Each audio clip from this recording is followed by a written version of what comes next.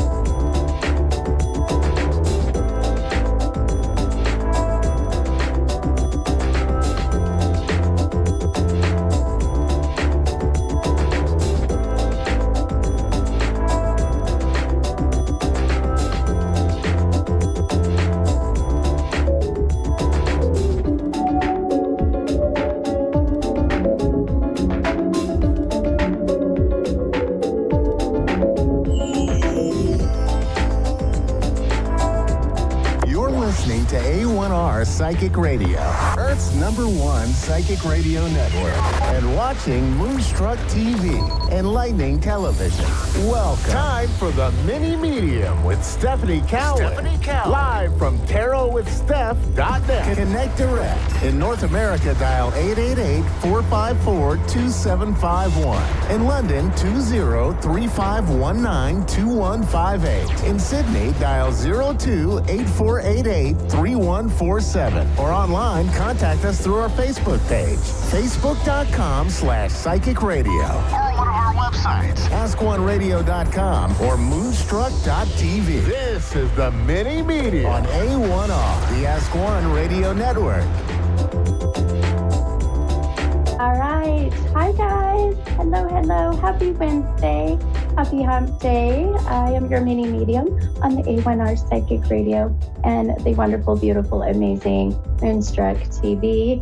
I am telling you, I'm happy that I made it today. Let me tell you, technology is not my friend, and but I am trying to become friends with technology. So I'm just happy that I was able to get my device working today. And it's, I keep thinking, wait a minute, is it Mercury retrograde? No, not yet. So I can't blame it on that.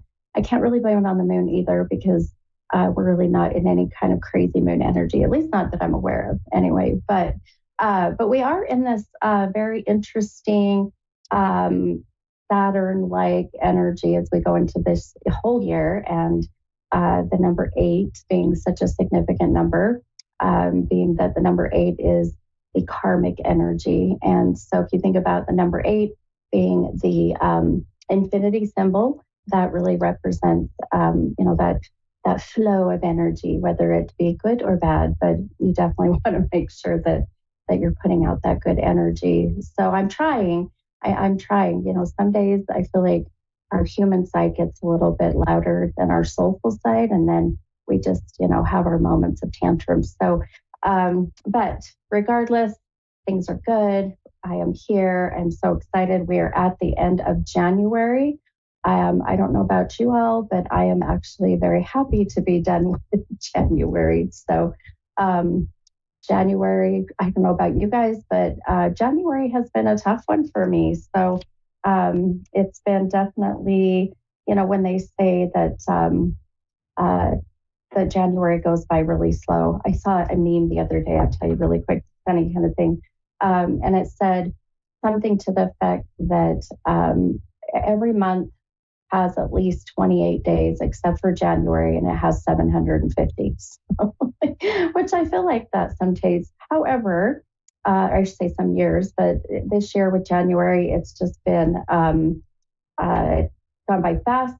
But it's been a bit of a challenging January. So I have asked a lot of my clients that I see. I probably do about 15, 20 readings a week, private readings, and a good portion of my clients have said yes, they are ready for the 31st and they are ready for February 1st. So anyhow, but let's celebrate the end of January going into February. And as usual, I have our affirmation. And the number that I've been drawn to today is the number 16. So for those who maybe are like, okay, what's this about? I feel like I'm on Sesame Street, right? When they have the number of the day or the letter of the day. But anytime that I do my podcast or even just readings, I will pay attention to signs, symbols, messages, visions, whatever it may be. And today the number 16 has been very strong. So there's got to be a reason for it. If you missed last week's podcast, go listen to it. It was incredible. The 26 was my number, and the amazing father that called in wanted to connect with his daughter who had passed, and she happened to pass at the age of 26. So that's how my vision. So 16 is going to connect with somebody. I can feel it. I already have a connection with the soul that's been kind of with me today. So we'll see how that comes about. Anyhow, so the affirmation for the week, and this is for everybody, and I hope this resonates. The affirmation says, when I don't know what is happening, I choose to be curious and excited about what is going to be. I'll read it one more time. When I don't know what is happening, I choose to be curious and excited about what is going to be.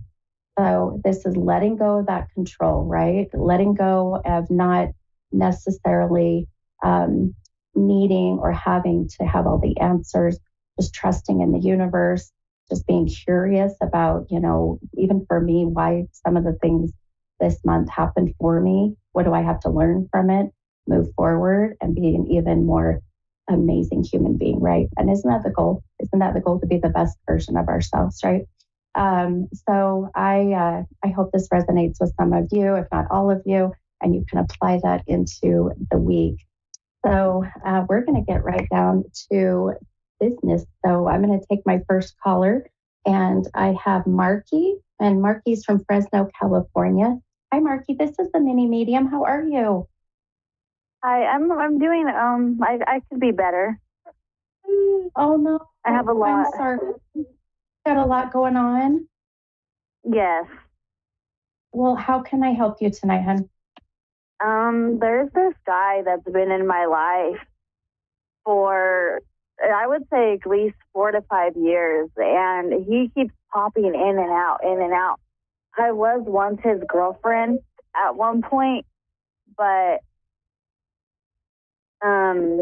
he went back to his child's mother, and the thing is we recently slept with each other, and he basically cheated on her with me.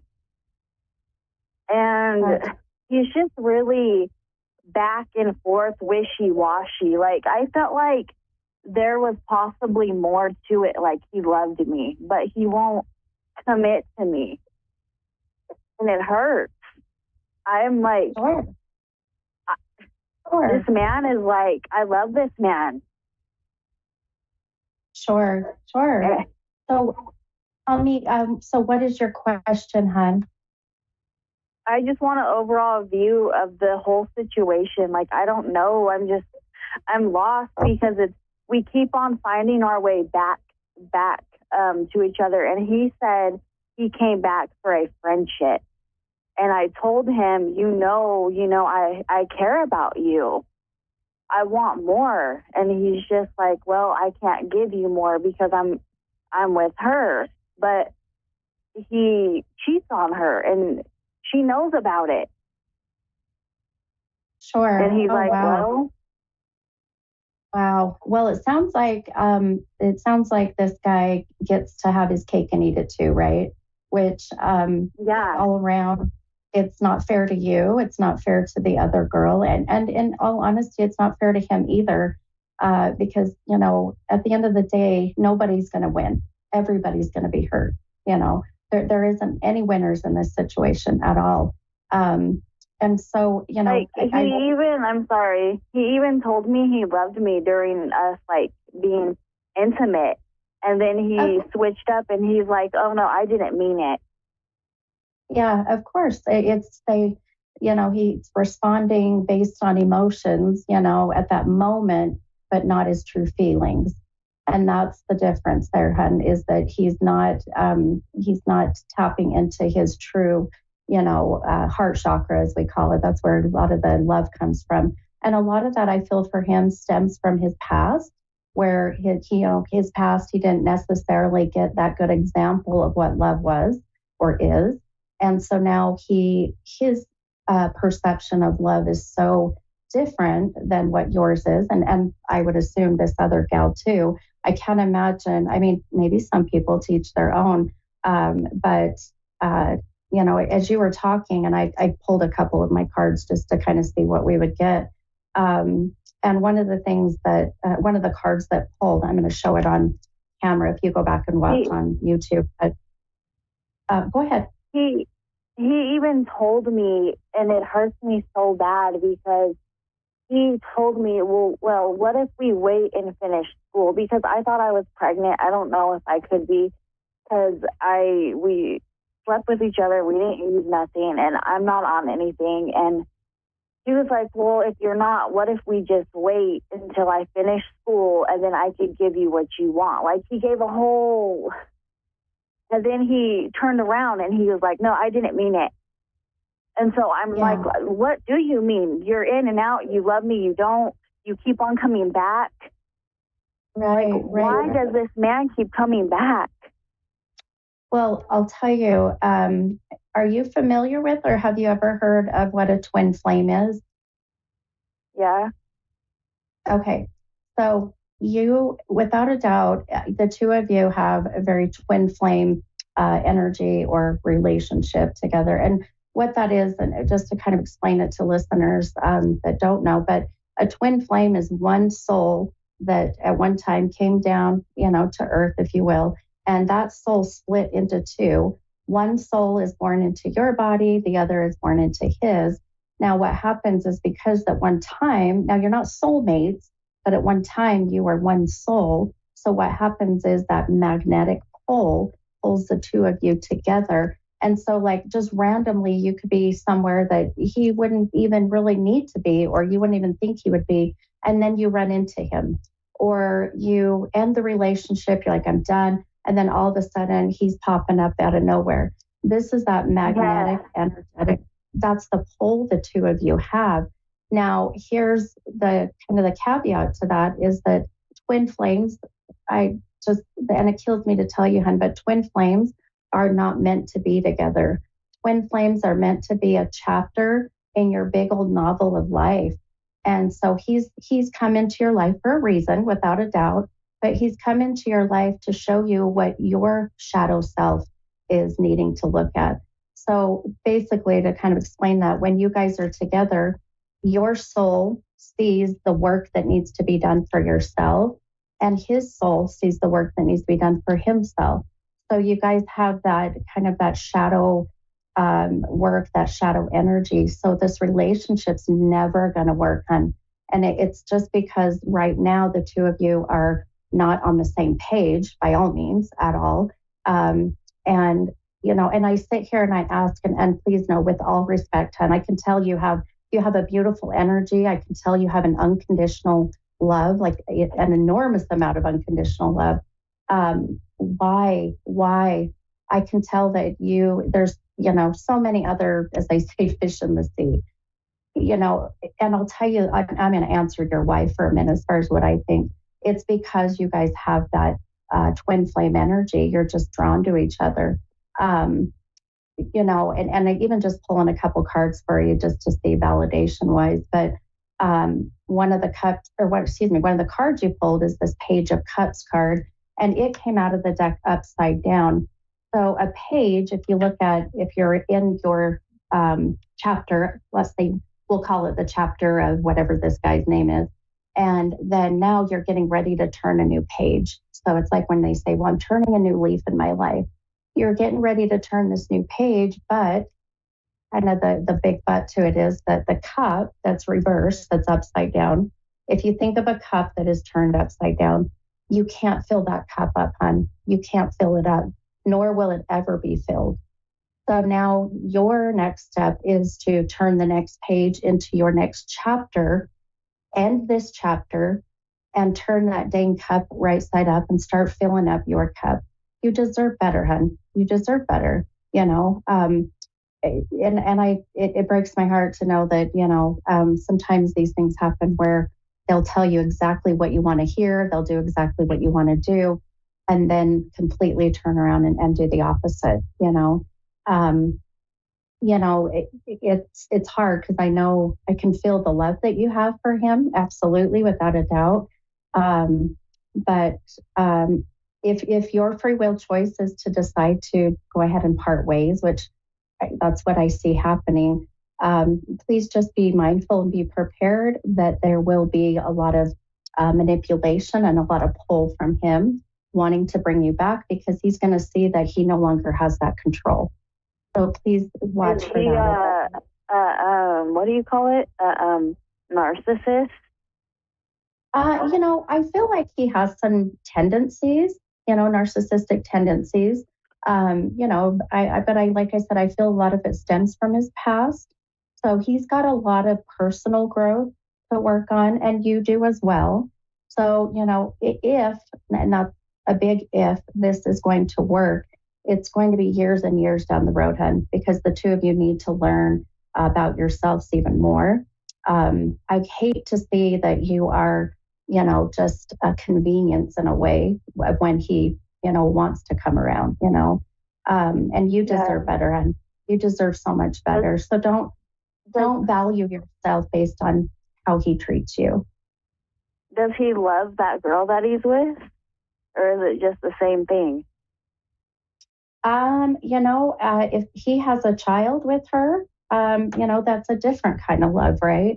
So, I feel like he definitely, I guess if you wanted to really put a number in it, it's, he's got more of a higher pull of love towards her because obviously they have a child together. So, that's the hard part. But I hope that as you move forward, my friend, that you find how important you are, how valuable you are, how special you are, and that you deserve better. So just keep that in mind as you move forward, okay? Okay. All right, hon. Well, I've got another caller, but I'm sending you lots of good love and light and some strength as you move forward, okay? Okay, thank you. All right, hon. You're welcome. Have a good night. Bye-bye. Okay. All right, you guys, let's go ahead and grab our next caller. And this is Amber from Washington. Hi, Amber. Hi. Hi, this is a mini medium. How are you? Well, I'm okay. I was concerned because my friend has passed away. And I don't know if he made it anywhere, And you said you had a friend that just passed? Yeah. Okay. And you're kind of just looking for some validation that he's okay and any other messages. Is that correct? Yeah. Okay. Okay, hon. Let me ask you one thing that when I start to connect with my mediumship and connect with my gift of being able to hear and feel and see the other side, if you will, numbers come in very strong for me, and they're always connected to a soul that has passed. So, in respect with your friend and or you, does the number 1616 connect with you or with your friend? Yeah, that's about how many years we were together. We were friends. Perfect. Okay. Beautiful. Okay.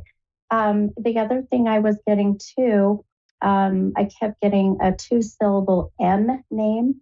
M, like Matthew or Michael, like 2-syllable M. Marcus. Did you read? His name is Marcus? His name is Mark. Yeah. Yeah. I think your friend Marcus has been with me today, hon. Which I think is beautiful. I always tell people that anytime that I do my podcast and I have these strong souls, that I can't ever ignore the signs or the symbols. So without a doubt, him even just giving me his name and the years that you both have known each other, it's just validating that he is at peace, that he did make it to the other side in that bright white light with God, if you will. I cannot channel souls that do not walk within that bright white light. So now he does show me that I just now got that he really struggled. He's shown me some issues with anxiety, with depression, because my head's starting to get foggy. And that's always my sign of issues with that. Does that make sense? Yeah, he heard voices in his head. He was undiagnosed schizophrenic. Right. Okay, hon.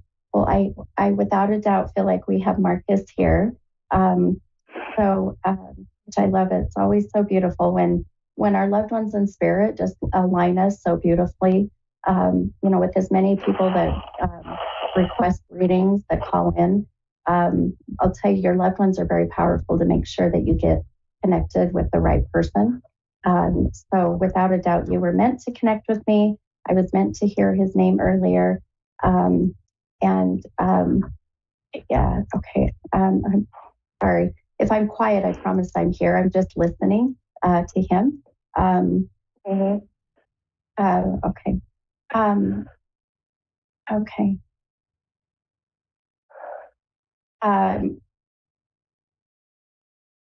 He says that you two were like soulmates, but just didn't know how to move forward. He didn't know how to move forward in the relationship. Do you understand that? Yeah, I do.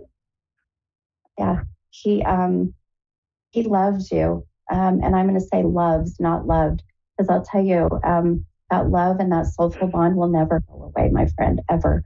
And I feel like that he just didn't want to, in a sense, ruin the relationship if anything were to go further. But he's so grateful for the time that he had with you. Okay. He says, tell her I'm her knight in shining armor. I just heard a knight in shining, like your knight. Do you understand that? Yeah, he always pictured himself really muscular and really like a superhero, but he seemed the total opposite at times. Yeah. But yeah. He thought he was like a superhero. I love it. Well, now that he's in the spiritual realm, he's like, he can be his complete, healthy, but also powerful self, so that's where he's saying that, he's without a doubt going to be your protector, especially moving forward throughout your life. Good. Yes, absolutely. He says to say hi to my baby girl. I hear him tell her hi to my baby girl. Not sure. Do you understand that? Oh, my cat. Yeah, he just showed me a fur baby. Yes, he's a baby. I love that. He just showed me a fur baby. That's too cute. I love it. Do you speak to his mom? His mom passed away when he was 7 months, and his grandma passed away just like 5 years ago. And so I was pretty much like the only family that cared about him. Oh, okay. I just to make sure I'm interpreting this correctly, because he just kept saying, "I'm with mom," and I couldn't quite understand if he meant he was with mom in spirit or here in the physical. So even at 7 months so old, I got to meet his mom. Cool. He's That's with, good. yeah, and it's so cute. He says, "I'm with mama." He says, "Mama." He says, "I'm with mama." Yeah, he was a baby when she died.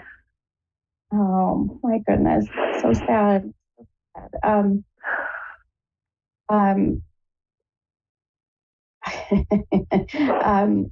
He's kind of he's a bit of a smart aleck.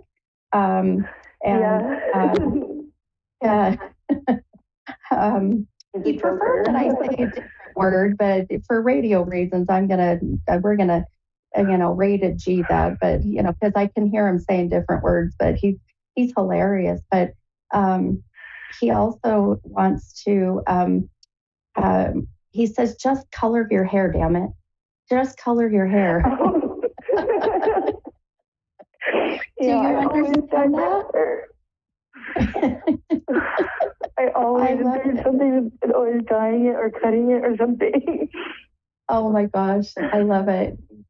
You must be thinking about doing it, or you just did it, because that's where he's like, just do it. He didn't care. He loved it either way.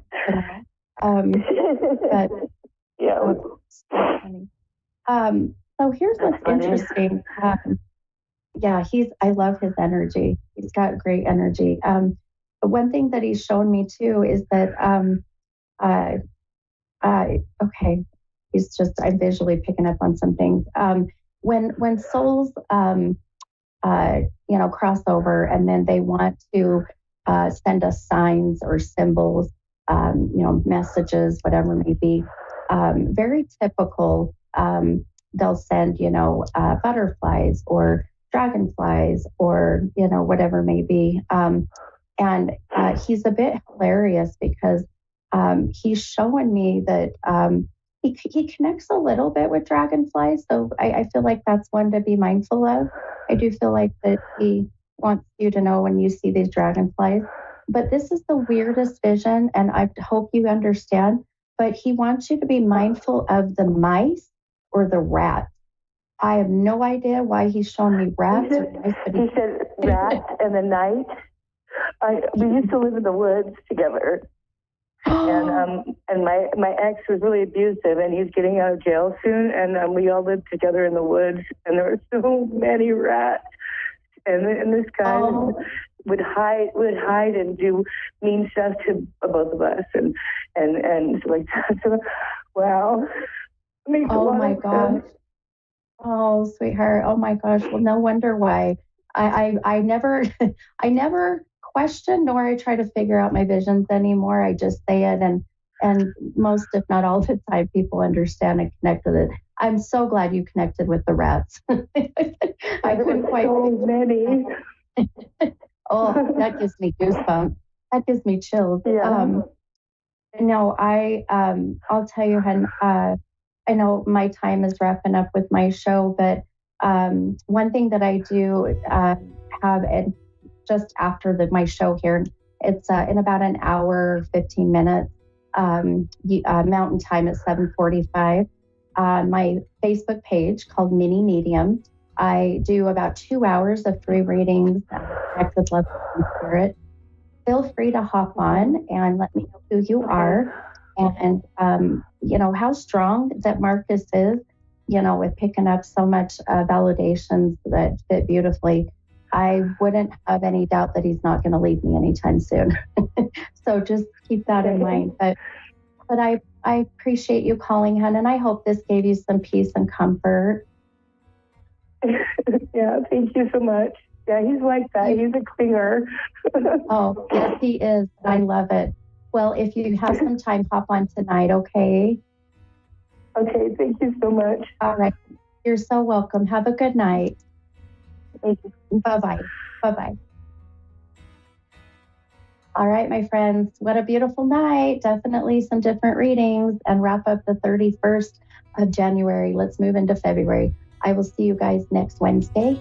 Take care, guys. Bye-bye.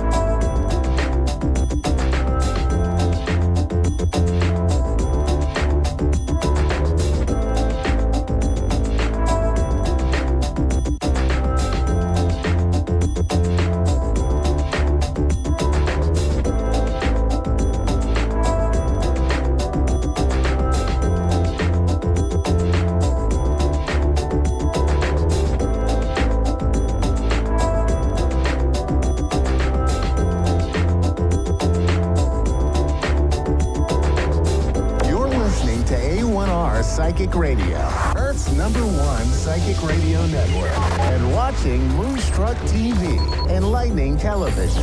Welcome. Time for Psychic Paths with Suzanne Marie. Live from PsychicPaths.com. Connect direct. In North America, dial 888-454-2751.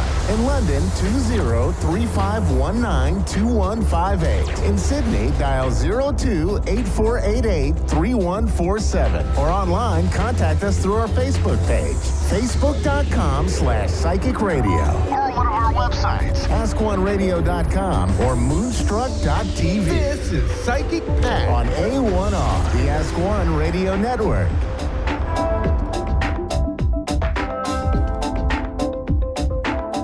Hello, everyone. I am Suzanne, and welcome to Psychic Paths. We are on A1R Psychic Radio tonight. I am so ready to do a reading tonight. I'm so sorry when I miss these shows. Sometimes I do, but I really love this being able to be on the show. Cambria. Yes. Hello. Did I just mess up your name? Hello. How are you? I'm no, good. you pronounced it correctly. Okay. I was like, oh, don't let me slaughter it. It looks so pretty. It sounds so pretty. Thank you. How are you tonight? Thank you. I'm okay. What can I help with tonight? I kind of want to contact my great grandma. I have some questions. Okay. Let me connect to your energy and then let me see who comes through, okay? I know she comes through as a motherly figure.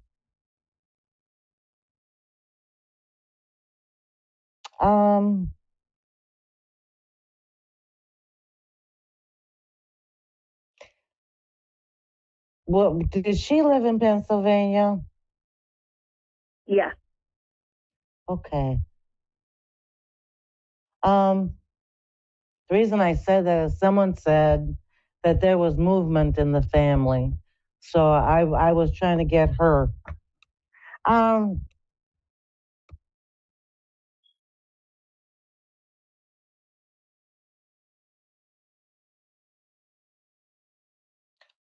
Okay, so I think I'm connected to you.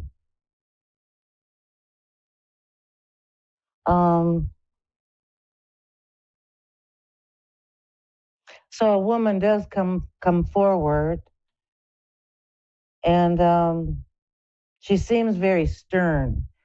There must be some tenderness, but she's kind of stern and very able. She just seems like a very able person. how can I put that? It's almost like she'll say, whatever you put your mind to, you can accomplish. She seems to live that. Yeah.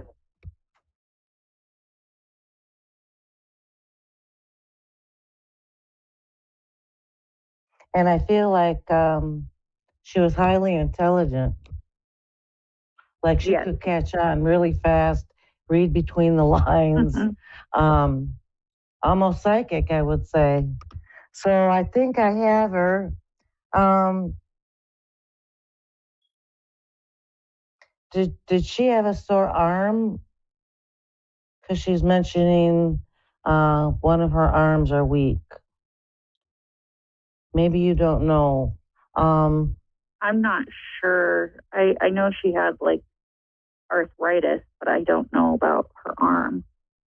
Okay, so I think she's willing and ready to answer any questions you have. My question is,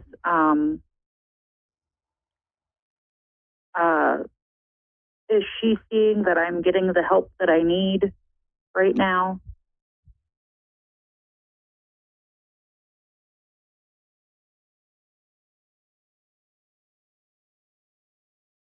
She's either talking about a delay, there's a delay in it, or timing. Have you waited to get what you needed? Has there been bureaucracy? Because she's making me feel as if there's bureaucracy or some kind of waiting. I did have to wait a while. I got them now, but I had to wait a while. I got the help that I need now. Okay. Yes, she does. She is with you. She tells me you already know she's with you. Yes, I do know she's with me. Okay. Yes, she does. And from what she's saying, everything should go smoothly.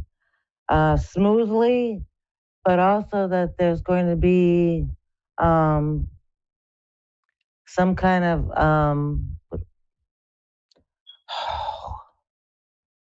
recuperation or something to that effect, or a rest or a recovery. And she's letting me know that something big is about to happen. Maybe big to you or big to her. But she's saying something is coming in as somewhat of an event, is what she's telling me. Oh, wow. Okay. I have another question for her. My great uncle passed back in April of last year. I was wondering if he was with her at all. Yes, he is. She had mentioned him to begin with, but I knew you didn't want to talk about somebody else. I had a feeling you didn't want to talk about somebody else.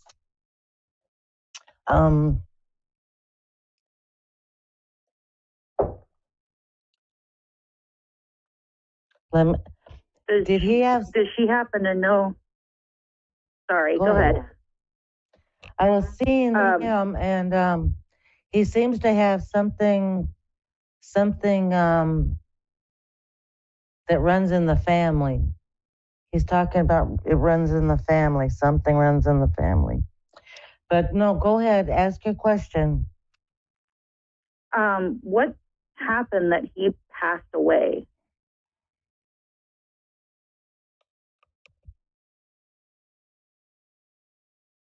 What I was told is that it's something that runs in the family. It's a familial situation, and I feel like I think he was haphazard in getting help. Like sometimes he'd get help, and then sometimes he wouldn't. I feel like it has something to do. I'm getting it. I just get it's hereditary. But it feels like he passed away. He wasn't on point with the doctors or the medicine or taking care of himself. Some part of him was negligent, I'm being told too by him, in taking care of himself. It didn't have to become worse, but something was wearing on him. Something physically was wearing on him, is what I'm picking up. And he does seem to me to be not a very, very consistent person with stuff. Just not very consistent with taking care of himself. Are you with me?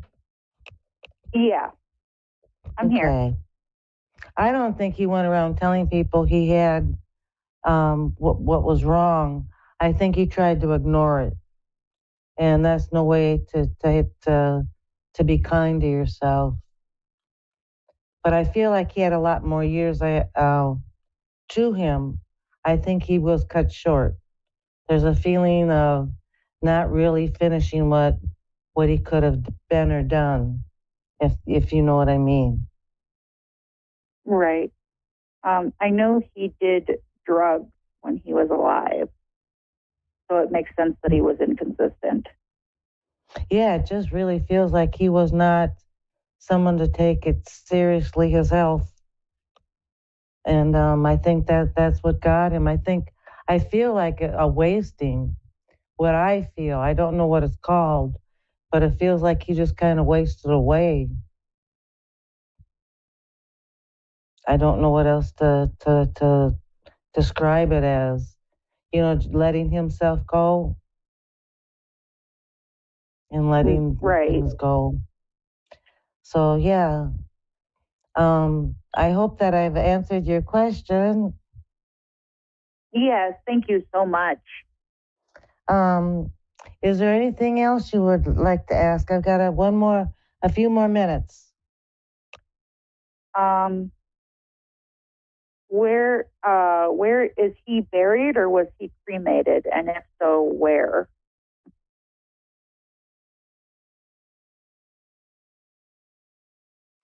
I'm feeling he was cremated. Now, he didn't have a funeral. It doesn't seem like he had a funeral, but he was cremated. And I feel like everything you need is at the local coroner's office. But I feel like it was a very lonely affair. It feels like a lonely affair. Yeah, but he is at peace. He was alone. He feels at peace. I'm glad he's okay. Yeah, he is at peace. I think he felt like it was the end, and it was time to go home. And so he's good. He's fine. And so is your grandmother. She's a hoot. She's like really talking her mind right now. And with him. Oh, goodness. She really likes to express herself. Not that she's mean, but it feels like she's very to the point, is what she's doing. Yes, she was. She was. She's saying enough of this now.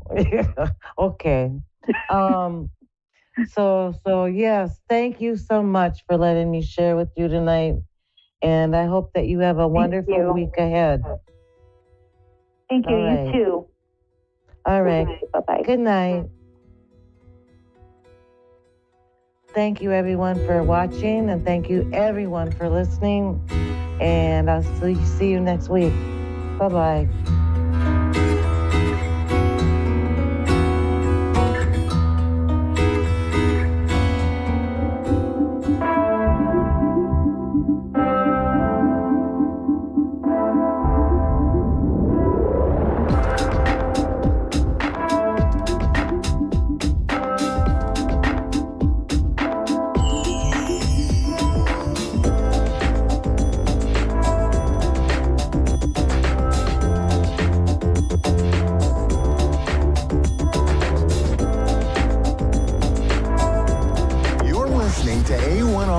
Psychic Radio, Earth's #1 psychic radio network, and watching Moonstruck TV, Enlightening Television. Welcome. Time for Medicine for Your Spirit with Raylene Byrne. Raylene Byrne. Live from RayleneByrne.com. Connect direct. In North America, dial 888-454-2751. In London, 20-3519-2158. In Sydney, dial 02-8488-3147.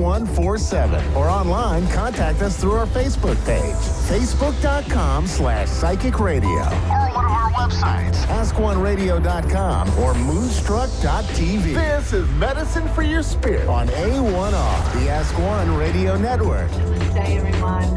Happy No Fear New Year. 2024, we're in it. It started.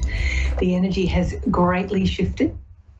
And I just want to take a moment because I'm sure all the callers and all the beautiful presenters on this show will be doing their little rituals or their little actions to take for this year to set yourself up.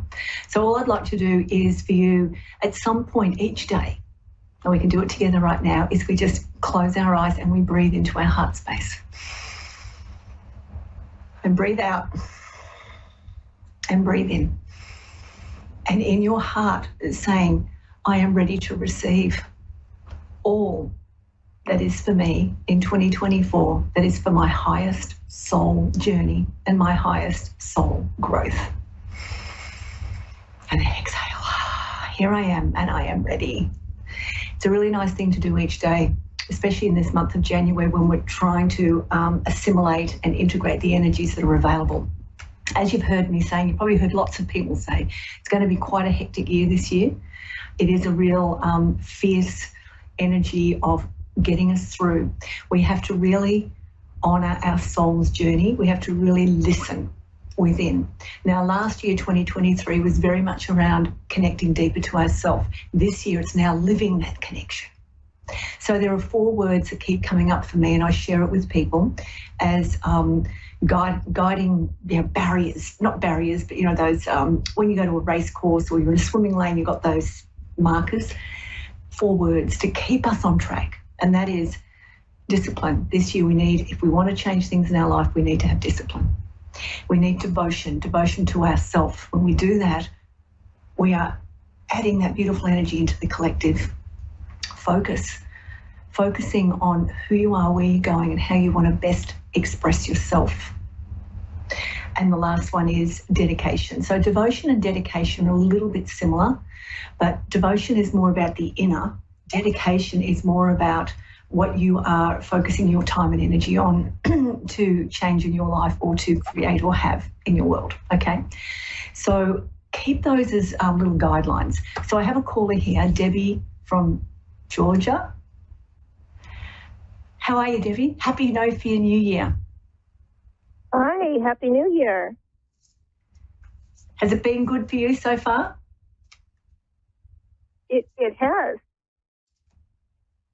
Fabulous. So how can I help you or support you or give you guidance, or what is it you would like some support with today?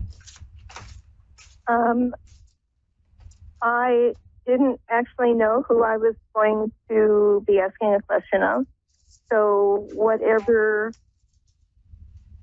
you feel drawn to, whatever the message is, I'm willing to allow that which is best for my highest good to come through you. Okay, so I've got my cards out. So we'll just give you a general reading. I don't know if you've seen me speak before, but I prefer not to do mediumship stuff. There are beautiful people out who specialise in that. I prefer not to. I'm more about growing our soul in this here and now and living in this moment moving forward. So I will do a little overview, little quick overview for you. Is that okay? Absolutely. Beautiful. So let's see where we're at. Debbie, let's do a January for the rest of this month, January. So setting yourself up for the year ahead. Let's see where she's at with the earth element here, Debbie. Let's see the water element, which is the healing and the release. The fire element, which is the action. and the air element, which is the spaciousness, what she's expanding towards or what's expanding towards her. Okay, this one here for you is core healing. So this is a beautiful one. This is like the core healing means you're actually getting ready for a new beginning. So you've gone through a lot of releasing or letting go or realizations. You are starting to put one foot in front of the other with more ease.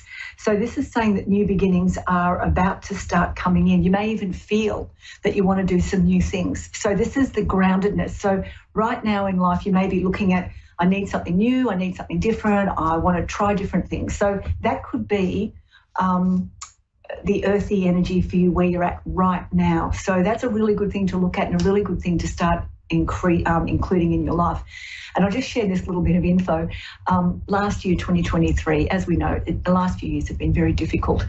I decided at the start of 2023 I would do something new every single month that I'd never done before, and I did.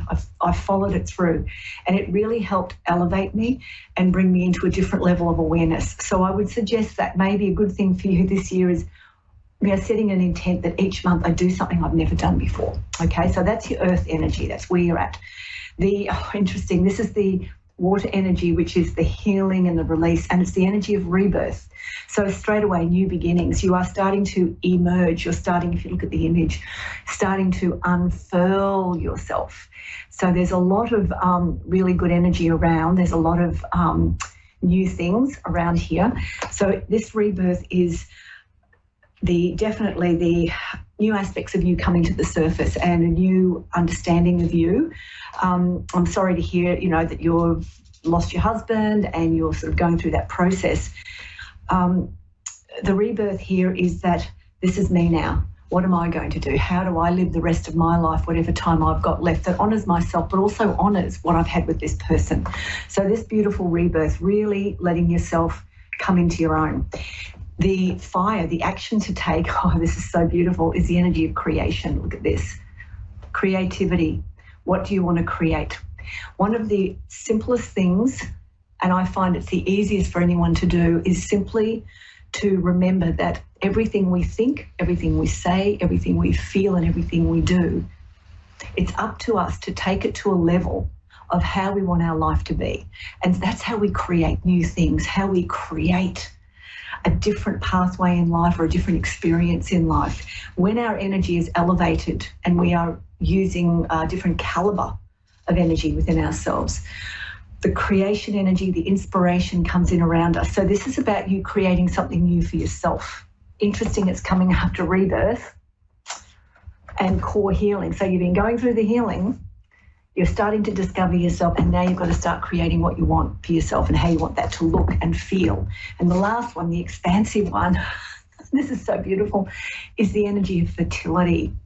So this again is creative energy. The image on this, you can't maybe quite see it. It's, here is, I can get it, there it is, a very pregnant Kuan Yin, the goddess Kuan Yin. So whatever it is, what this means is whatever is brewing or whatever you're thinking about doing or creating or moving towards, treat it like you would if you were pregnant. Treat it like a gestation period. You've got to grow it. Whatever we do in our life, just because we've put things in place doesn't mean the outcome is immediate. Often it means that we are in the process of growing it, attuning to it, learning how to shift ourselves into the energy of what it is that we want, how we want to live, what the next part of us is. So this to me is you're getting ready to give, inverted commas, give birth to something else in your world. This is a really lovely spread for you for, I'll just put them up again, for you for, where are we? Here. For this next couple of weeks in January, if you can see them. So really, really strong energy for you about creation, for starting something fresh, starting something new. It is the start of the year. How do you want to feel by the end of this year? A really good guideline for all of us is, how do I want to feel at the end of this year around finances, around my career or work or expression, my relationships, and my health? How do I want to feel about those four things? And when you actually work out how you want to feel about them, then you have your destination, your map right in front of you, because you just have to move towards it. So that's really lovely. I hope that's helpful for you, Debbie. I hope that's answered a few things for you. Thank you so much. I'm grateful. Okay, good. So use the energy that's around of this new world, this new vibration, this new frequency, and make it yours, and then start expressing yourself through it. Awesome. Thank you so much. You're very welcome. Happy No Fear New Year. You as well. Be blessed. Thanks for calling. Bye-bye. Bye. So that's a really lovely way to start this year, knowing that it is up to us. I mean, we always know that, but this year, especially being a 2024 year, which is a number 8, which is infinity, it's creation, it is expansiveness, it's elevation. We are going to be very, very, very different people by the end of this year if we can really own that. Own that it is up to us. Own that our soul is trying to express itself. Own the fact that our soul has to lead the way. If we've done the work last year to connect in, then all we have to do this year is surrender and trust it. Surrender into the wisdom of our soul and trust its guidance and take action. That's basically how we're going to move through this year. And I will say there is going to be a lot of ups and downs through this year. It's inevitable when a system or systems are breaking down for chaos to reign. But at the end of the day, the chaos is external. It's external. And if you're giving energy, worry, stress, concern, and conversations to something that you have no control over, then it's going to put you in that same energy. When we start to look at how we want to be, what we want to create, what the better world will be, how things can be better if we come together as community and we start the exercises of kindness and gentleness and support and cooperation and collaboration, we then move away from that low energy of stress and worry and fear, and we elevate into something different, which means we create a new world for ourselves. So I hope that makes sense to you. It is a really interesting time ahead. I'm going to be off to India next week. I'm going to be there for 5 weeks taking retreats and having a little bit of time out. I'm hoping to connect through here while I'm there. Depends on the internet. There it is, India. India is a bit random at times. But I would really love to share some of the journey with you all. So if I can't speak, I will send some videos if that's all right. So happy New Year 2024, everyone. Blessings. Thank you for listening. Thank you for tuning in. This is Raylene Byrne, Medicine for Your Spirit. Come and see me. Bye for now.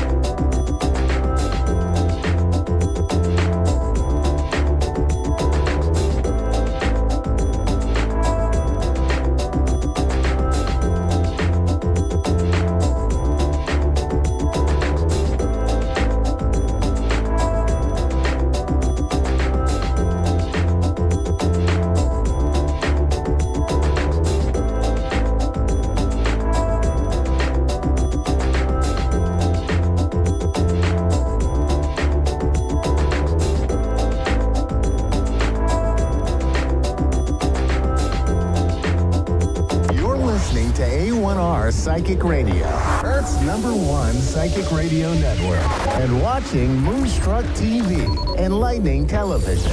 Welcome. Time for Medicine for Your Spirit with Raylene Byrne. Raylene Byrne.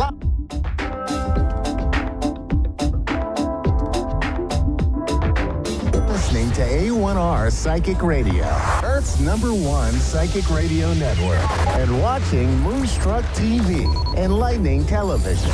Welcome. Time for New York City Celebrity Psychic with Perry Lyons. Perry Lyons. Live from PerryLyons.com. Connect direct. In North America, dial 888-454-2751. In London, 20-3519-2158. In Sydney, dial 02-8488-3147. Or online, contact us through our Facebook page, facebook.com/psychic radio. Or one of our websites, askoneradio.com or moonstruck.tv. This is New York City Celebrity Psychic on A1R, the Ask One Radio Network.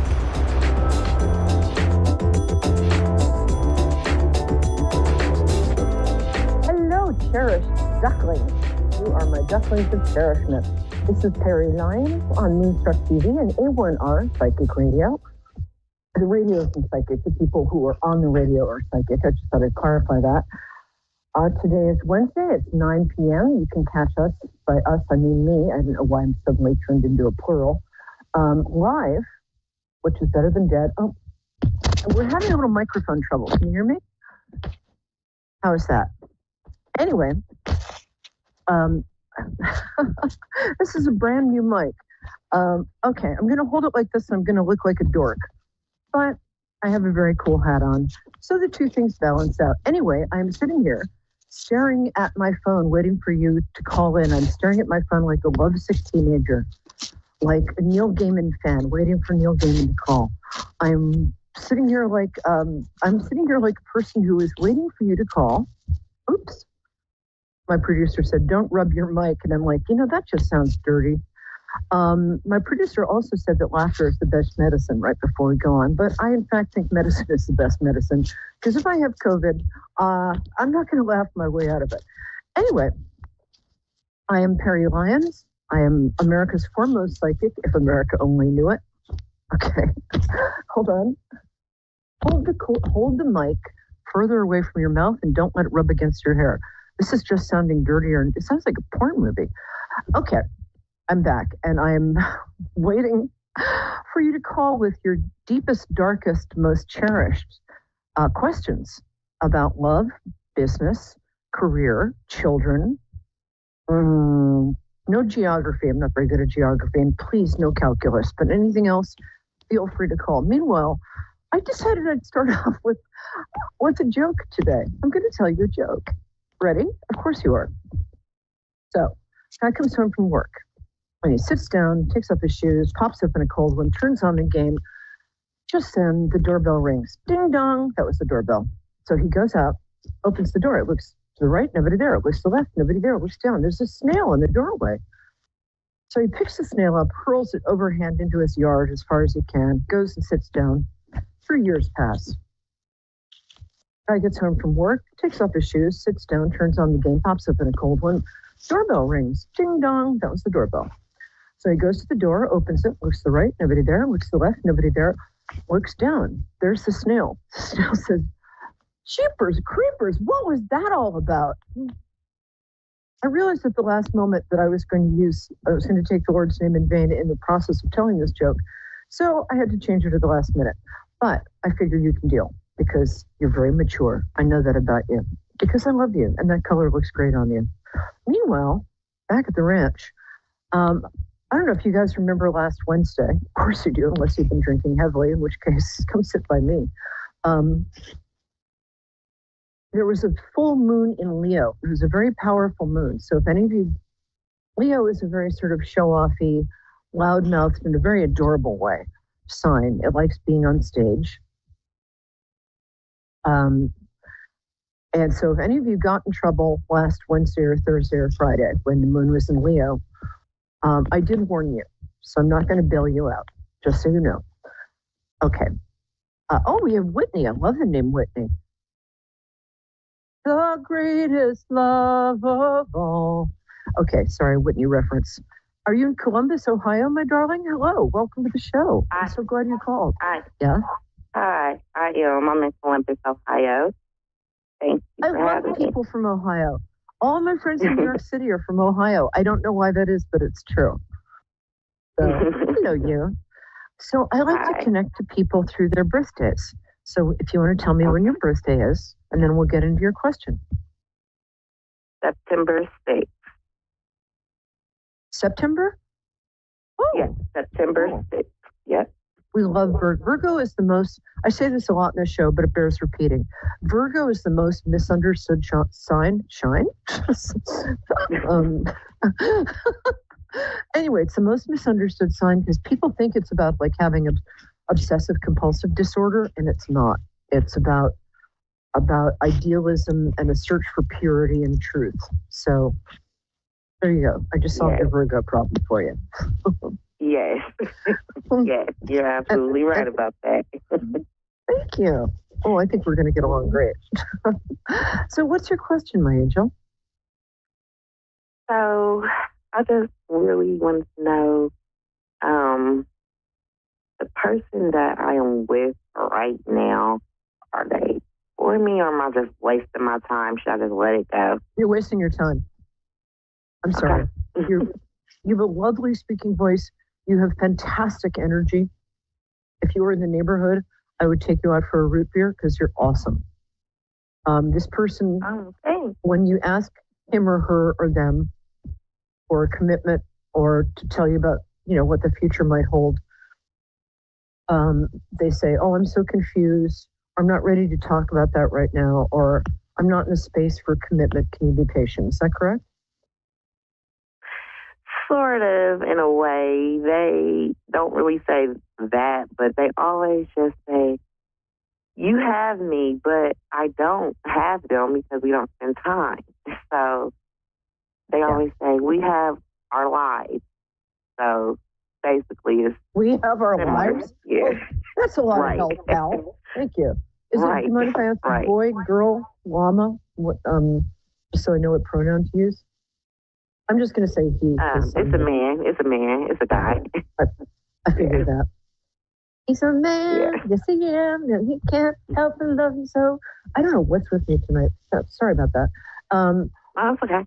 Yeah, the thing is, here's the thing. The treasure shouldn't have to do the hunting. You know what I'm saying? And you're a treasure. I can tell because I have a degree in remote viewing. I can tell you're lovely. And you're lovely to look at. You've got a beautiful personality. You have a lovely speaking voice. And if you ever decide that you want to read books for Audible or something, you should look into that because you have a beautiful speaking voice. You're really good. Thank you. I just think that there's about 3 people right now who have active crushes on you. So. Okay. No, there are. You don't know about it because you're very you're humble. And I think humble is an overrated virtue, I have to tell you. I think women should brag to each other because men do that, right? When men communicate to each other, they brag. Do. Yeah, and women, they do. We connect through our misfortunes. We're like, oh, I have my Johnny just dropped out of school and he's dealing drugs and he's only 7, right. He's only 7. Where did that come from? But I think it's time that women brag to each other. So I think you should, I'm going to put you on the spot. I'm going to ask you to brag about a quality you have or something you've done you're proud of. And then I'll get more specific about the relationship. I am very patient. Yes. I have a lot of patience. I'm not sure that's serving you in this relationship, but yes. I know, right? You're also charismatic.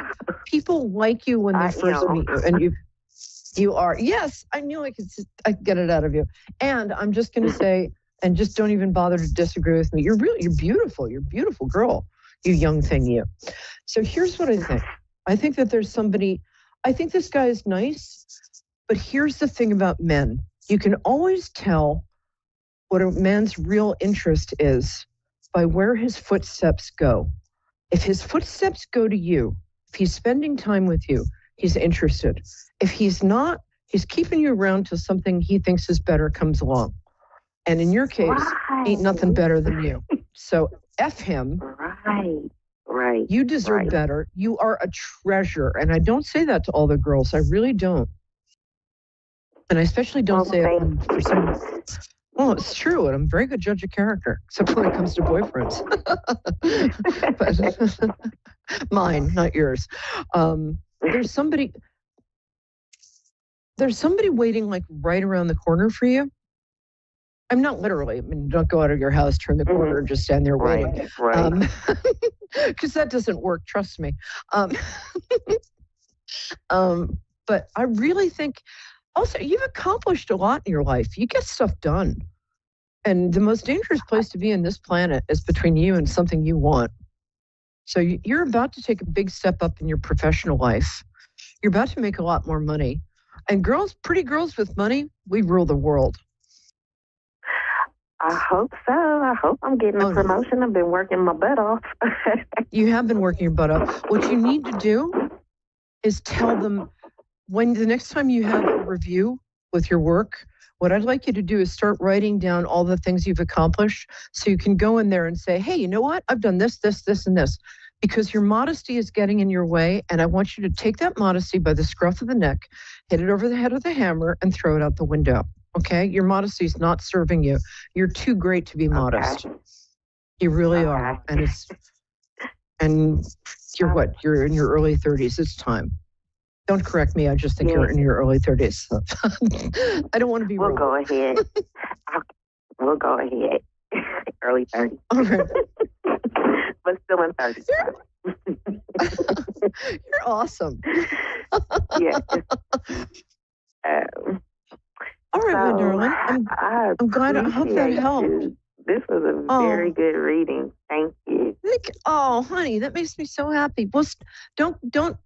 If you're welcome to hang up because I'm going to do that sounded all wrong because I'd like you to stay on all night if it was me. What I was going to say is I'm about to do the psychic tarot weather. And I think I get the feeling that when I pick these cards, they especially apply to you. So you're welcome to, if you want to hang up, that's fine because I have to do the psychic tarot weather. But here's the thing. I want you to keep listening because it applies to you. And let me know how you're doing because I just think you're awesome. I really do. And I really don't say that to everybody. I will definitely let you know. And I'll keep looking if you don't mind. All right, sweetie. Huge hug. Take care. Bye-bye. All right, babies. We're going to do the psychic tarot weather because I forgot to do it in the introduction because I don't know why, because I'm blonde. And here's the first card. This is amazing. And I just pick these cards randomly. I just pick the first three I get. So I don't pre-pick them what I'm saying is this is legit. The first card is you reconnecting with somebody with your past, probably romantically. So this could be an ex-husband. It could be a boyfriend from your salad days. I don't even know what salad days are. What are salad days? Anyway, an ex-boyfriend from your past. But here's the thing. It might even be more than one because I was going to say us ladies, but actually us people, it's a very romantic moment right now. I don't know why, but this is a very romantic week. So somebody from your past has either contacted you or is about to contact you, or you can even contact them. If there's one thing people like, it's to hear from other people. Trust me on this. Okay, this is an interesting card. The Moon card has to do with secrets, and not lies exactly, but somebody in your life is not being totally above board with you. I hate to say that because it makes everybody all paranoid. And then they call me and they're like, who is it? I'm like, I don't know what, I just pull the cards.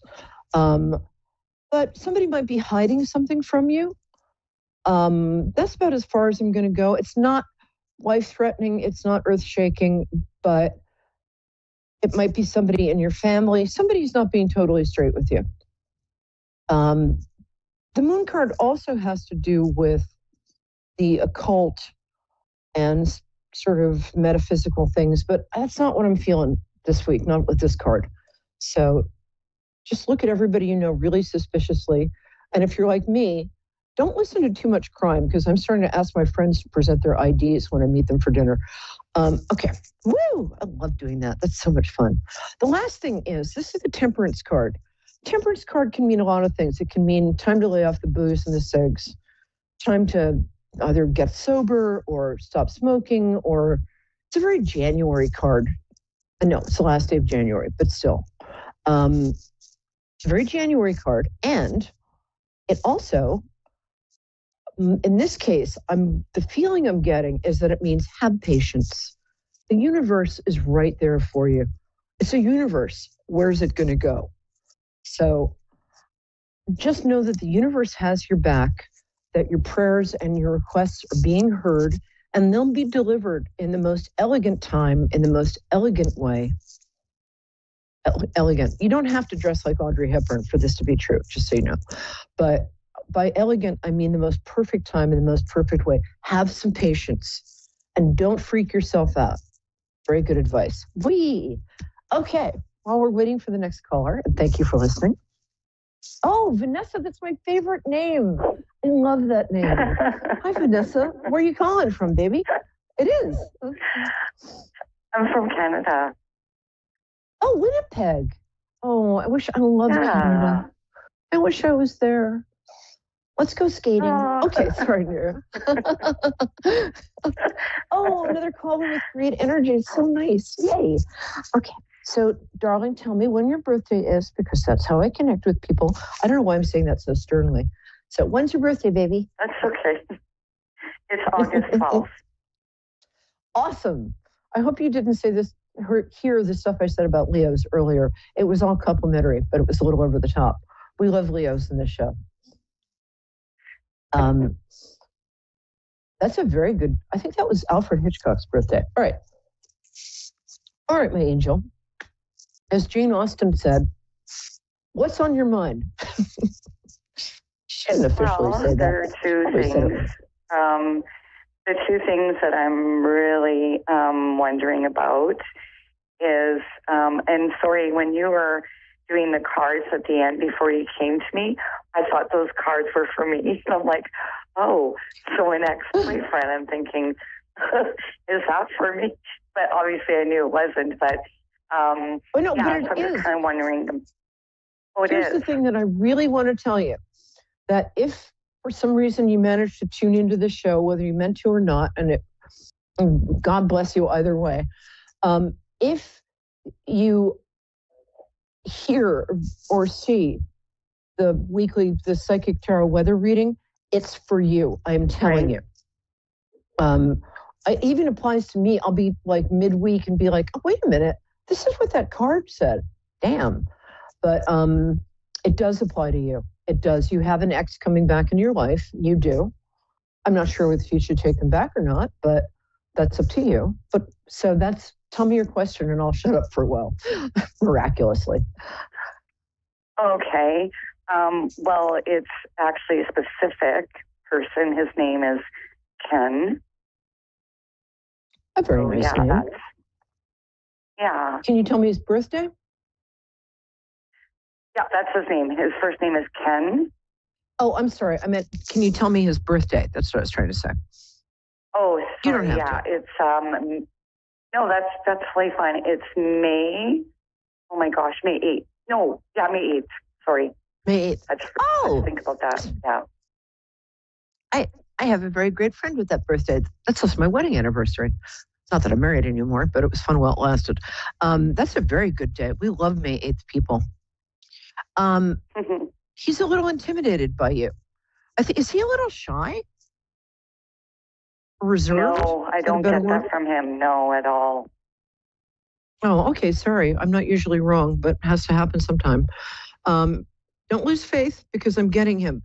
What I am getting is that for some reason, he's not coming towards you the way he wants, because, and you're going to laugh at this and totally disagree with me, but I'm going to stand by it with everything I got. He's kind of a self-esteem problem, and he kind of thinks you're a bit out of his league. And don't laugh. I know you're going to laugh, but don't. You can laugh, actually, if you want to. But it's funny, but okay. That's part of it. Do you want to know how he feels about you, or if you have a future? Yeah, like both, I guess. Okay. Yes and yes. I think he really likes you. I think, and this is not something I normally say, I think you might have to be a little proactive with him. I know he doesn't seem like he's shy or reserved, but there's something about him that, even I'm as outgoing as a Labrador Retriever puppy, but I can be very shy when it comes to matters of the heart. Also, I think he just got out of a long-term thing. And so he's still licking his wounds a bit. But you guys are very... Actually lost his common law wife coming up to 2 years. Oh, God, I'm so sorry. I feel like he's been single that whole time. Maybe the sadness is what I was mistaking for. Oh, yeah. So you are there to heal his heart, bring him joy. I think you're a good fit, actually. He's very smart. So are you. You like smart guys. Yeah, I know you. But he's smart and he's kind. Am I right? Do you like smart guys? Yeah, he's Can you hear me? He's a police officer, so yeah, he's a police officer. He can still be smart. Police officers are smart exactly. too. Yeah. Actually, police officers have a very, very good truth radar. And they tend to be very smart, but because of their job, they learn to hide it. Because when they don't want, it's good if like the suspect thinks you're dumb. Did I mention I watch a lot of true crime? Are you? I want to ask, it's funny, I suddenly had a crisis of confidence. I was going to ask if you were somehow connected to a healing field, not like a medical field. Do you mind if I ask what you do? Well, that was my other question, my career and money, because I'm not working right now. You would make a fantastic physician's assistant or a nurse of some kind. The country just eats up nurses like there's no tomorrow. I mean, in a good way. We need nurses. You've got a lot of healing and caretaking ability in you. You're very soothing. You probably don't hear that very often because you're a Leo, and Leo and soothing doesn't really go together. But there's something very healing about you.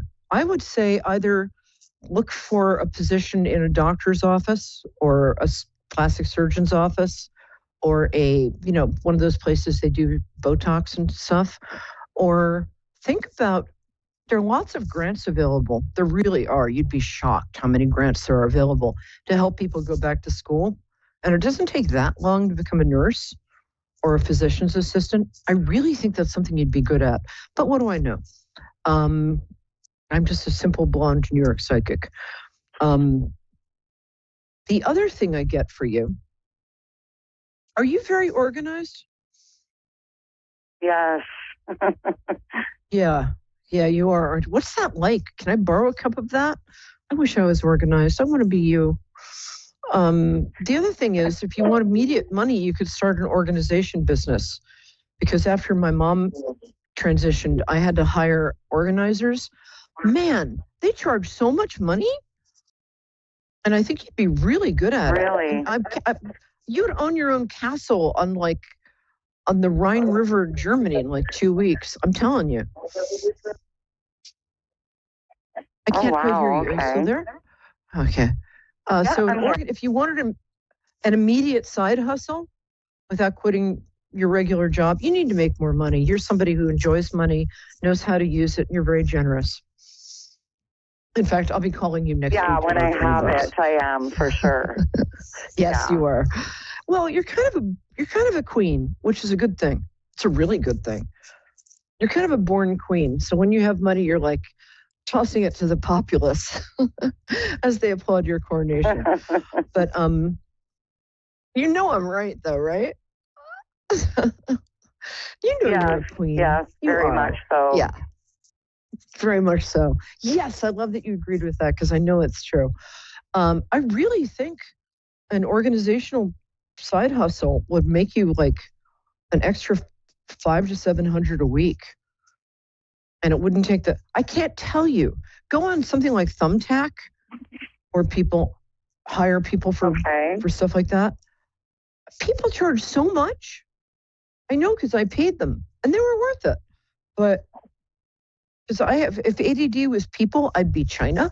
So there are people like me who really need people like you. So those are my suggestions. But I like Ken, and I like Ken for you. And if you heard my last caller, if I don't think somebody is for somebody, I do not mince words. Like, get that person out of your life on a rocket. I like him, and I think you might have to do a little scheming, or a little plotting and planning, or maybe be a little vulnerable and say, I think you're really cute. And here's the secret about men that I've learned in my many, many million years on the planet. Okay, 45, but who's counting? There's no amount of flattery that a man will think is too much. You can tell a man who has a paunch the size of Detroit, who's balding and hasn't had anything but beer for the last 3 years, that he is Tom Cruise. And he'd be like, yeah, of course I am. So I'm exaggerating for comic effect, but I think he's a nice looking guy. You can say, hey, you're really handsome. Or you can say, I'm trying to get this done and you're distracting me with your attractiveness. You can do something, make a little move in his direction, and then make him think it's his idea. That would be my advice, because he's waiting. He likes you. And I want to be invited to the wedding. And make your bridesmaids, of whom I will be one, wear a flattering color. All right, my angel. It's the end of the show, but I'm so glad you called. And Vanessa really is my favorite name, like Vanessa Redgrave. And it's just I like any name where you could both either be president or an international glamorous spy. And Vanessa is totally that name. Oh, well, that's sweet. Thank you so much. It's just true. You're welcome. All right, my angel. I'm so glad you called. And keep in touch. I'm on Facebook. Just drop me a line. Let me know how you're doing. Because I've got a good feeling about this Ken guy. I really do. And you can also, if you forget the advice I gave you, these shows go up on YouTube. So you can go back on YouTube, find the show, and listen to the advice, because it's very good advice. It really is. All right.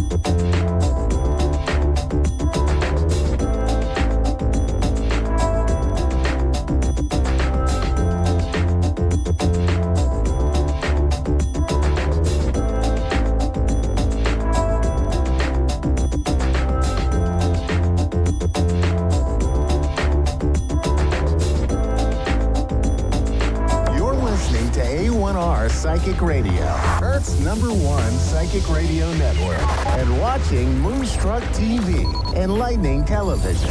Welcome. Time for astrology and psychic readings with Lady D. Lady D. Live from LadyDPsychicParties.com. Connect direct. In North America, dial 888-454-2751. In London, 20-3519-2158. In Sydney, dial 02-8488-3147. Or online, contact us through our Facebook page, facebook.com/psychic radio. Or one of our websites, askoneradio.com or moonstruck.tv. This is Astrology and Psychic Reading on A1R, the Ask One Radio Network.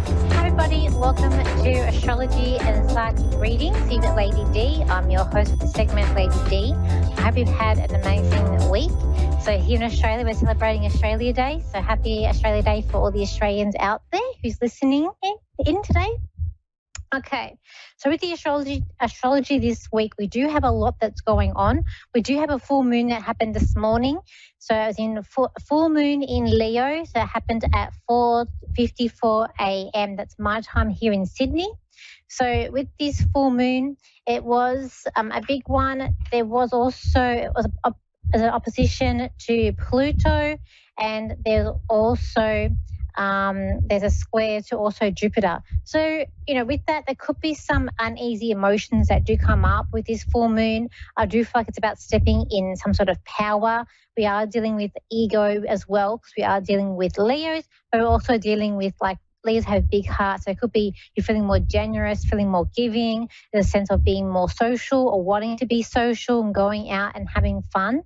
There's also a sense of family. When we're looking at fire signs, especially like Leo, they are like family people. They like to have their family around them. We've also got with this full moon, there's a lot of tries here. So we've got a try with Mercury and with Venus and with Mars or with Jupiter, and that's going to create confidence in our communication. It's a strength. We feel more motivated, what we have to do. It's also could be bringing financial opportunities and opportunities in love as well. So we are, and again with the Leo energy there, it does rule the 5th house, which is all about relationships, children, being creative. So I feel like all these things today that are coming up, we've also got some aspects to Uranus that are quite positive, and to Saturn, which is quite positive as well. All week we're going to have a sextile with Venus and with Jupiter that's going to be with Saturn. And that's going to help us go through any problems. Any problems that come our way, it's going to bring a sense of resilience and bring us to be able to bounce back, be able to problem solve, get through it. It won't be big problems, or they are. It's going to work in your favor. You're going to be able to see your way through it. And you're going to feel more empowered too as well. We also have Uranus, which is going to be moving direct. And that is happening on the 27th, 28th. I've got to go 2 dates because of where I'm in the world and where the rest of the world is.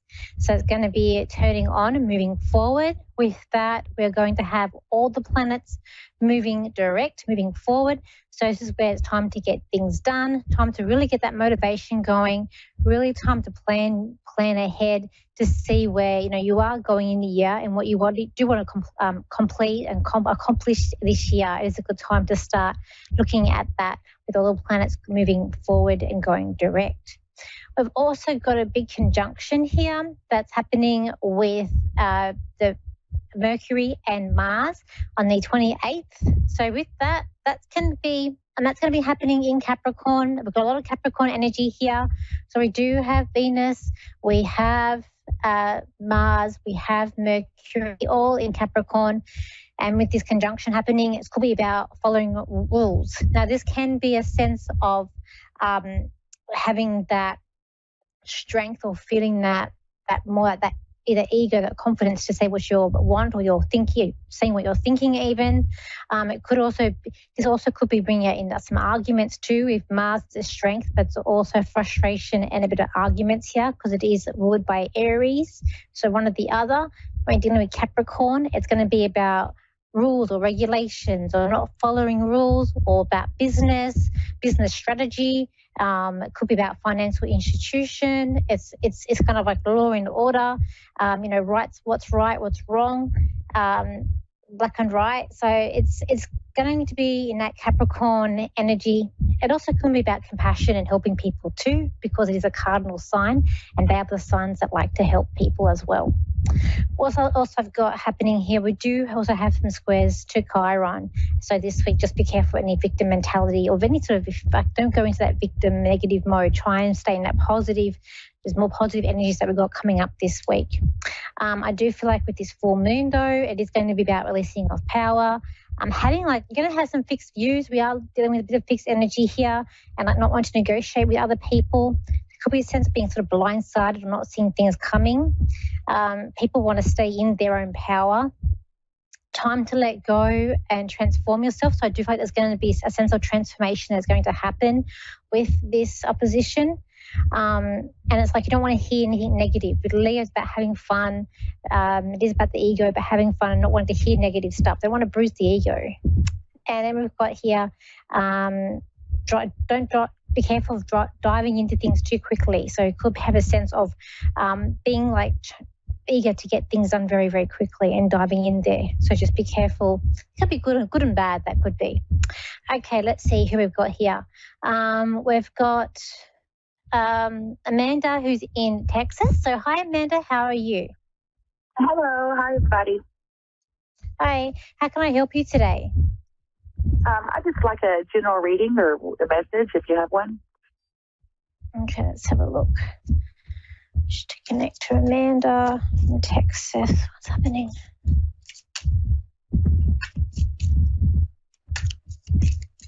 It's like you're trying to push through a hole. I see it's like when you see those videos of a little hole and the cat's trying to push its head through a little hole. So I feel like you're trying to either break free from something or push through. I do feel like I do see there's like lots of like light shining in. So I do feel like it's about things coming up more positive or better for you. I feel like it's also a sense of February being unstuck. It's like you're sort of like stuck, I see your legs sort of in concrete or in mud, but for February I can lift my foot out. So I do feel like it's going to be unstuck in February. I'm going to go to the middle of February, around the 15th of February, where I'm going to be unstuck and also unfazed by also what's going on around me. I just feel like by March also we're moving ahead quickly. It's like a March, there's full steam ahead for you and you're not looking back or you can't look back. And you're heading it's like you're heading like I don't know if it's a goal or like I see like a cup, like a number one, like I'm in a race. I'm getting to the finish line for the prize. And it's like, you can't really, there's no turning back. It's all about moving forward. There's also financial help here and assistance coming up here for you too, or that could also be you helping someone else financially as well. I want to say be careful with terms of work, because I feel like with work, kind of like floating in no man's land, but as well as that, there's a bit of like sharks. This card here, I feel like there's sharks around you. So I was going to say just be careful, but just keep your ear to the ground and just be aware of what's happening around you at work. I feel like you're okay, you're safe. I feel like that you're on solid ground, so I don't feel like this can really do anything against you, but I just feel like people around you are a bit I feel like they're a bit toxic or they're blindsided. It's like just like sort of silent chatter that's going around you there. But also I feel like this year's about, I feel like for you coming up for this year in around April, it's about wishes and sort of if the grass, it's that saying, the grass is greener on the other side, and you sort of crossing over to where it's greener. I want to say I don't feel like this is you. I feel like there's someone around you who are being stopped in their tracks, what they're trying to develop, what they're trying to bring through at the moment, there's a slow down of that. I feel like this is a male around you. I feel like I want to go to like a son. Do you have a son? Yes. Okay, because I feel like it's a son. I just feel like what he's trying to do, or it's like he's been stopped in some way. So I don't know if it's like sport or if it's professional. I just feel like whatever he's done might have to just have a rest, or not being able to do what he wants to do for a little bit. I don't feel like it's going to be a long term. It's just a little bit. That's also coming up. But for you, I just feel like it's full steam ahead, especially when we get into April. It's like all the lights are on and you're moving. This card is really standing out to me, and it's like the cat is with these dogs and they're moving ahead and they can't go back because there's no path. So I just feel like by April, for you, it's full steam ahead. Also, I get a dog around you. You have a dog as well? I have 7. Oh, 7. Okay. I have 7 dogs. So I can see a dog around you, and I just feel like something's with his paw. I just see a dog coming up to you, and I feel like something with the paw.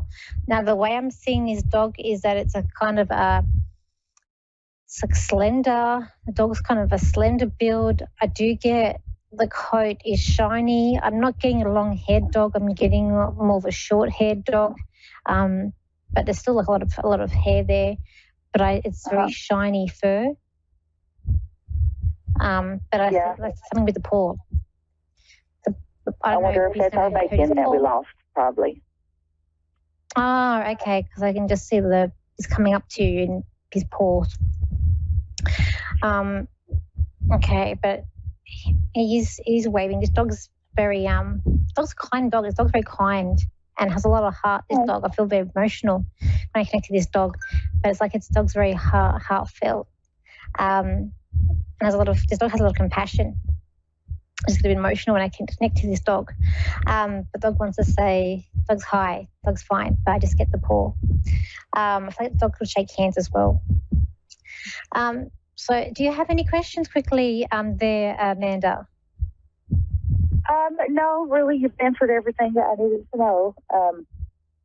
We're excited to be, like you said, February, my new grandson will be arriving. So you're right about everything pushing forward and not being able to look back because I'm going to have too much to look forward to. Oh, okay, great. Thank you. Thank you.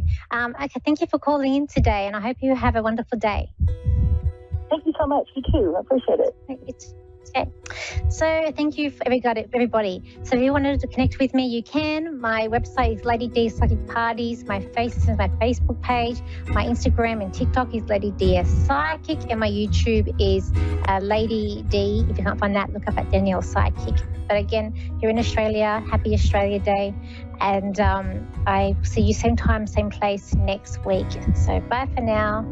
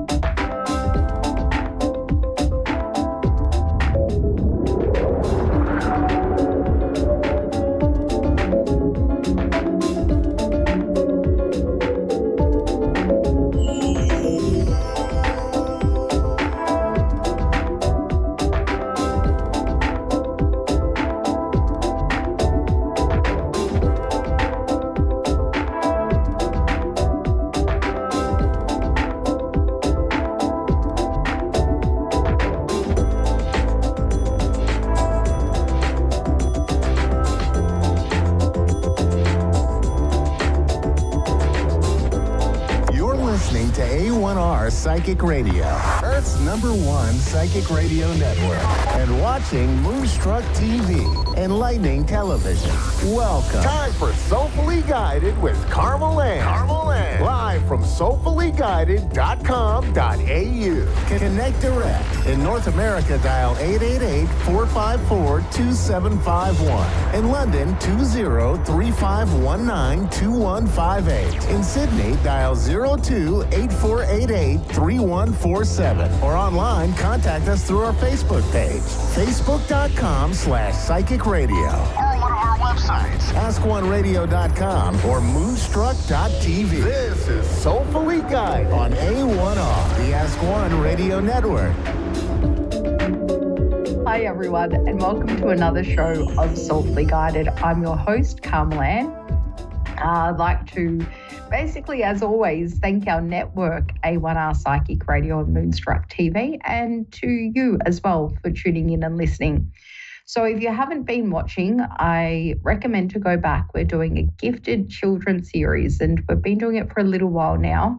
And look, today, once again, taking it really breezy and enjoying the space of just comfortably speaking and sharing things from my heart rather than try and script it or memorize it, which it's been a challenge for me, but you noticed the shows run much better from the heart than something that you're trying to perfect. So what I thought I would do today, and I know the topic, I don't know which way it's going to swing, but and how I'm going to share and what I'm going to share, but I wanted to share my story in particular about my gifts and the effects it had on me. It's not always bad. I think if we raise our children understanding who they are and they're not weird and embrace it as a complimenting, quirky, fun, connected and eccentric in their own beautiful right, because eccentric is a compliment in my world. And I don't, if we can avoid children experiencing being connected with their gifts, because not everyone is and not every child will be, even though we have this, this big understanding that everyone has their own gifts and how we connect with it is unique and makes us special in our own right. But as for me, it wasn't a pleasant experience. And I felt like the lack of understanding of myself and what I could do, the lack of knowledge and communication, which we spend a lot of time talking about communication. You see, instead of opening up like I did as an adult, as a child, I shut down. And first, before I shut down my gifts, I shut down my personality. I would switch off in primary school. I was very lonely in primary school. I didn't connect to people. I had very little friends and,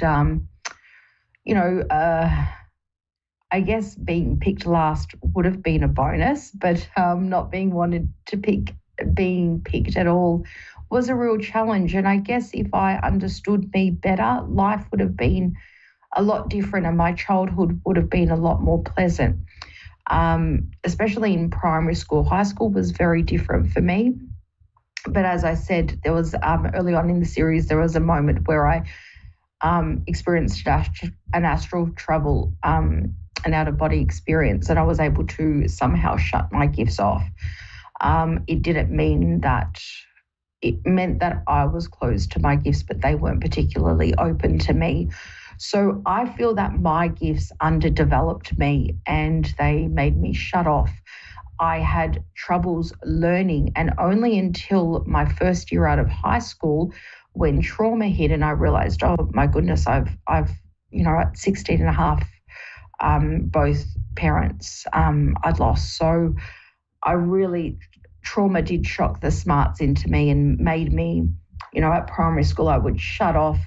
I couldn't concentrate. I couldn't understand anything and I couldn't learn. And I feel like my gifts shut me down to the point that I began to develop learning difficulties. And still to this day, there's some basic information that I can't calculate properly, or, basic things. I missed that boat. But in high school, I was able to, in university, I was able to articulate and become really intelligent. And I eventually got psychologically testing, which I fluked my way through to getting because I was interested to know about myself.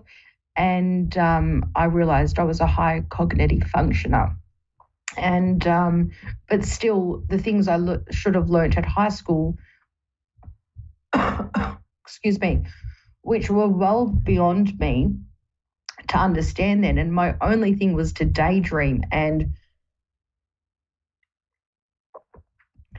to lose myself in my gifts, which I didn't want and didn't consider them as gifts. So I couldn't make friends because I felt weird and I didn't connect with people.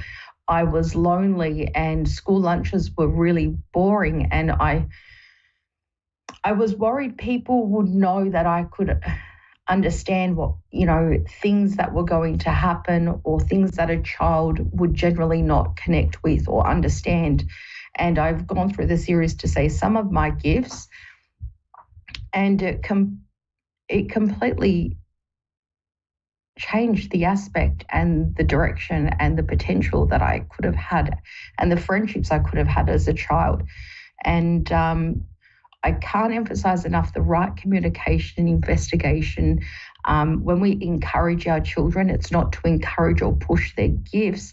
It's, in a sense, to encourage who they are. And that might enhance their gifts, but the goal is not to say, I want a gifted child, but how do I manage that my child can be comfortable to be themselves and create friendships and social networks rather than having social delays or learning delays within school. And things changed in high school, and I became a little more confident. I seemed really confident, but I began hanging out with cool people, and I guess I'm likable, but I never consider myself popular, although throughout, probably from 14 to about 30, there were some very popular big groups in my life and great big popular people and crowds that I hung around with. But I also felt like I got lost in that crowd and my empathy didn't fit the criteria of popularity. And so high school was amazing. It was fun. I was having friends for the first time in my life, real friends. But I also found myself a floater where I would hang out with people from all different levels. And my group would say, what are you doing? You come and hang out with us. And I probably still am a floater. And I am connecting with people better, but it's not that I don't give all of myself to people. I do. But also those essential years in childhood sort of left a mark on me. And while I'm happy and I have some great friendships in my life now, taking it back to the essentials, we can't remove my childhood from my adulthood, even though I'm a completely different person. I was an introvert and now I'm an extrovert, and sometimes I revert back to introvert. So I want to make this experience, if you have a gifted child or a child that is connected with their gifts, as pleasant as possible. And,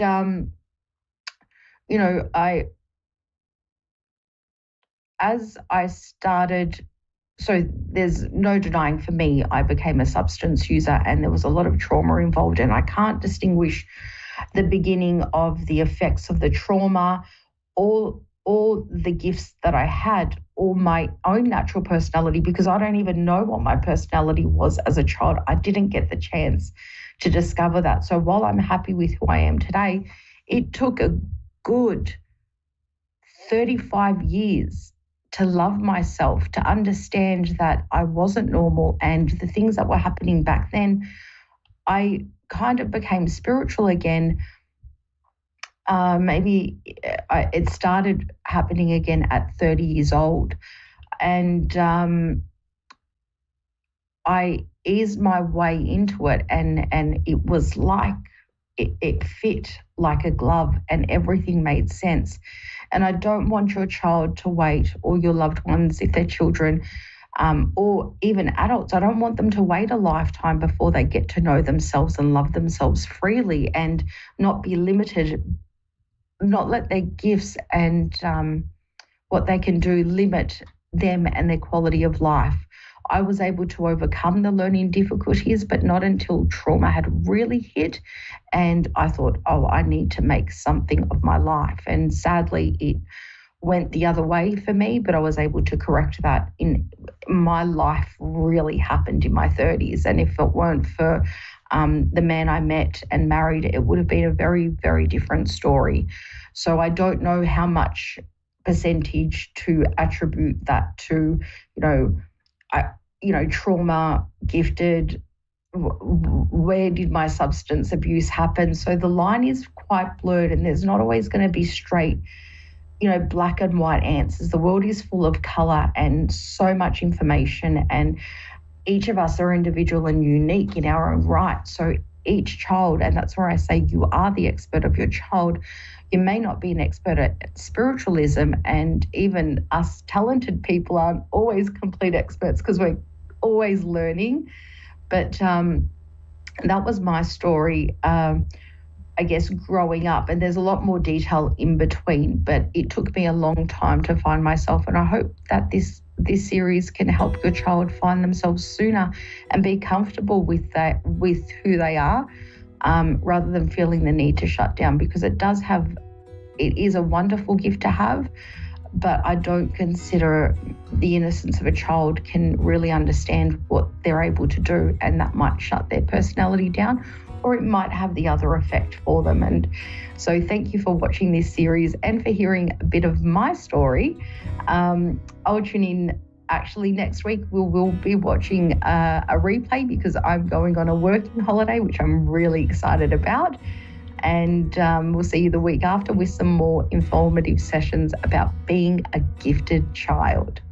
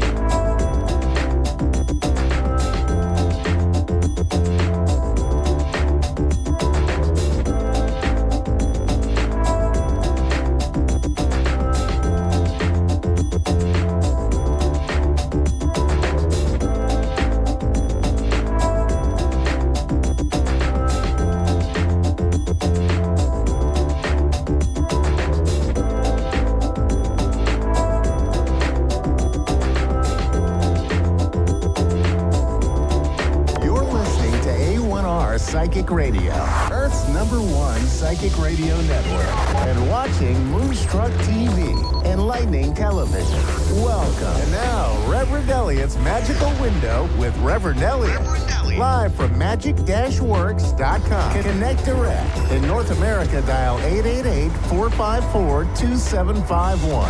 In London, 20-3519-2158. In Sydney, dial 02-8488-3147. Or online, contact us through our Facebook page, facebook.com/psychic radio. Or one of our websites, askoneradio.com or moonstruck.tv. This is Reverend Elliot's Magical Window on A1R, the Ask One Radio Network. Greetings, fellow seekers of truth, wisdom, and light.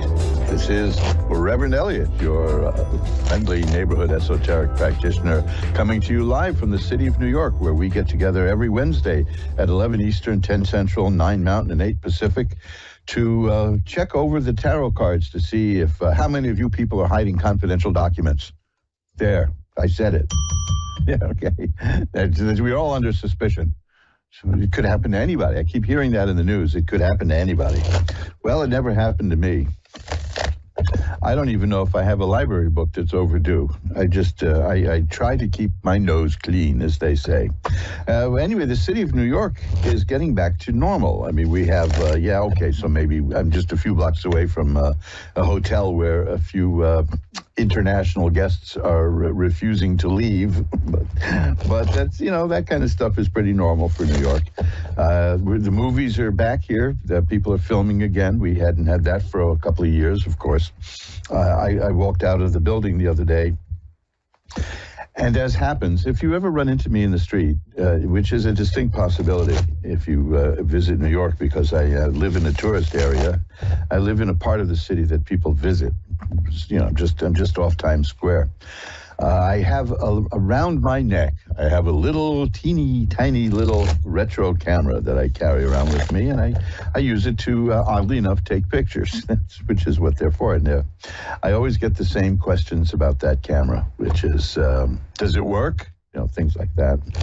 People say it's a spy camera. That's a great spy camera you got there, mister. And I say, well, if it really was a good spy camera, you wouldn't have noticed it. I used to have a camera in my wristwatch. You see, now that was a spy camera. I don't no comment beyond that. But yes, I used to have it still pictures and video and audio, did the whole thing. It was beautiful, a little spy camera. So I get that camera gets me into more conversations. One time, a city bus driver, pulled up on 7th Avenue and honked the horn and yelled at me, come over here. And I didn't know.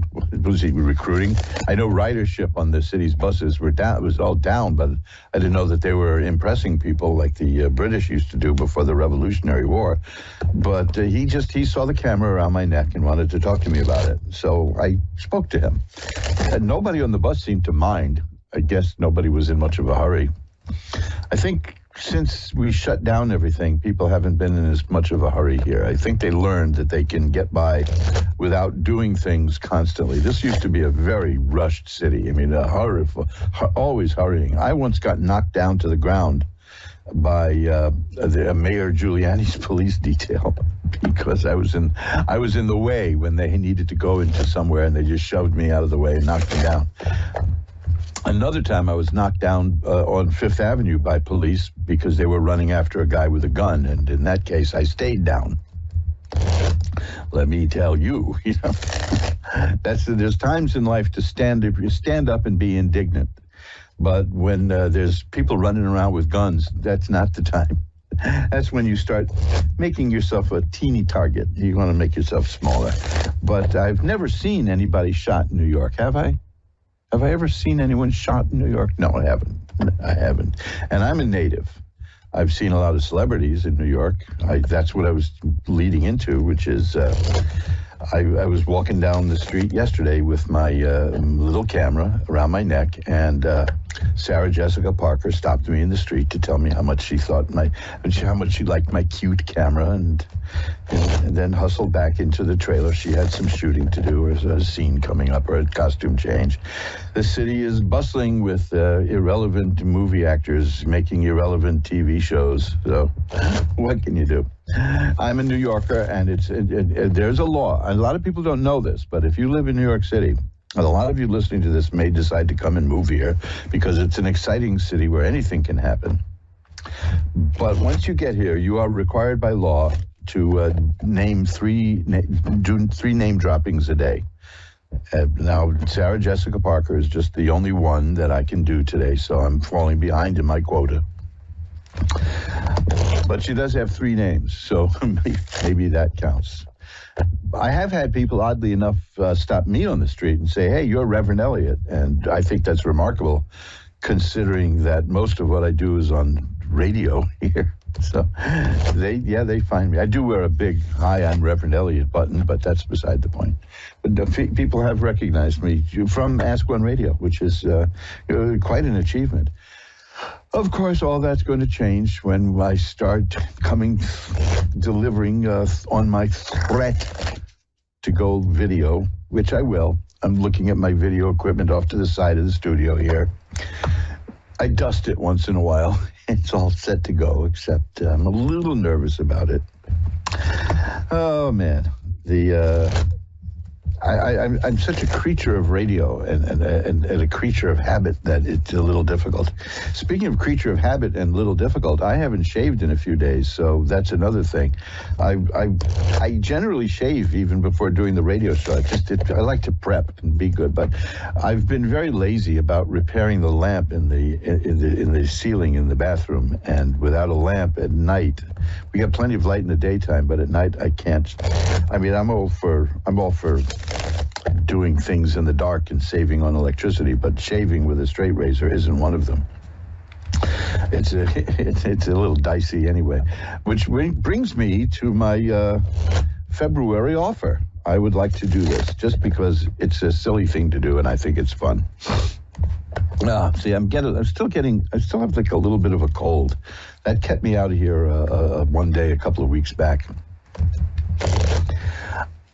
I have a book on how to shave with a straight razor. Now, I know that that's a little bit daunting to a lot of people. It's quite easy to do. I got into an argument. I write about this in the book, too. I got into an argument with a guy online who said that he had tried shaving with a straight razor and he kept cutting his face to ribbons. And I'm stupid enough to say, well, you weren't doing it right then. Well, because obviously men have been shaving with a straight razor for centuries. And if you cut yourself to ribbons every time you do it, you're doing something wrong. You're not doing it properly. But apparently, that goes on the list of things you can't say to people, like you don't have a sense of humor and you can't drive. You should say that to people. And those are surefire fight starters. But that helped give me the idea of writing a book on how to do it. And because the primary problem, the thing that kept me from doing it and shaving that way, and I'm glad I found a way around this problem, is all the maintenance. You have to do all kinds of maintenance on the razor. You have to oil it. You have to strop it. You have to hone it. You have to people send their blades off the straight razor. They send them off to a factory 2 times a year to get resharpened. And that's just too much work. To me, that's just unnecessary. I know people have been doing that too for hundreds of years, but that's their problem. So I found a way around it. I found a way that you can actually shave like the wonderful old-fashioned way. And you can do it without cutting yourself to ribbons. And you can do it without having to devote half your life to maintaining the razor, because you exist. The razor exists for you. You don't exist for the razor. Let's put it that way.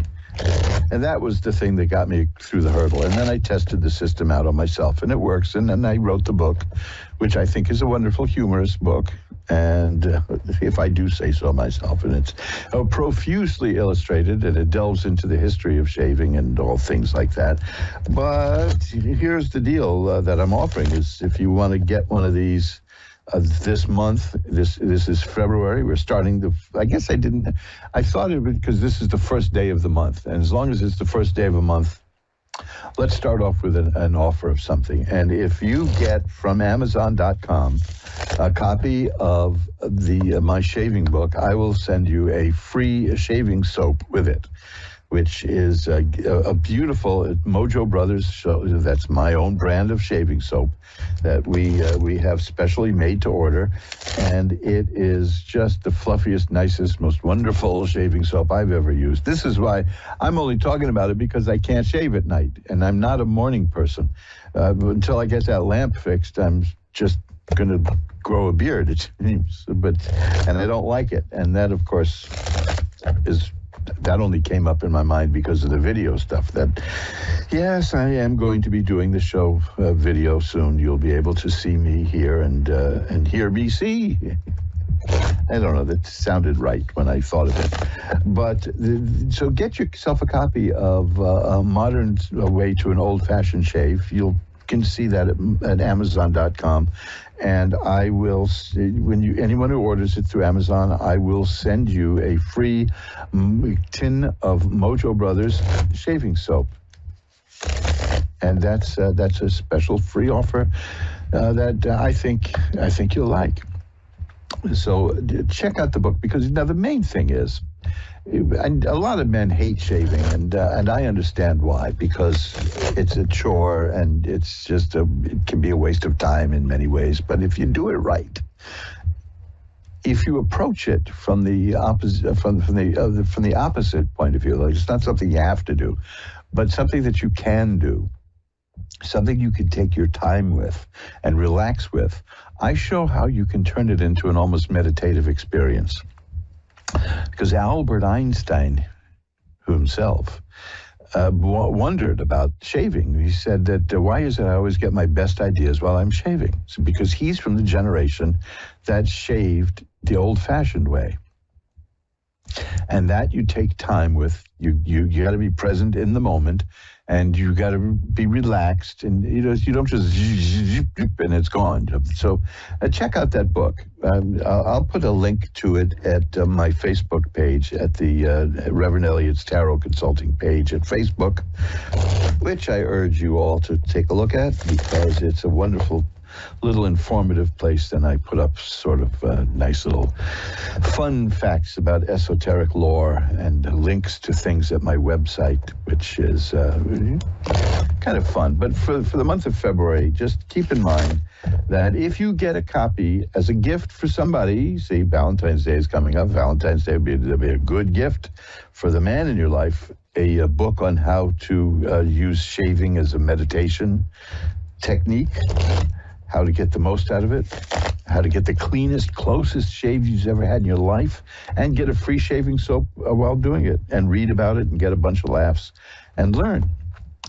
That's the offer that I want to make today. Just I don't even have a presentation for that. Maybe I'll make a little ad and put that up at Facebook. It's just an inspiration that just hit me to tell you that if you get that book through Amazon.com, I will throw in a shaving soap. If you want 2 shaving soaps, just let me know when you order the thing too.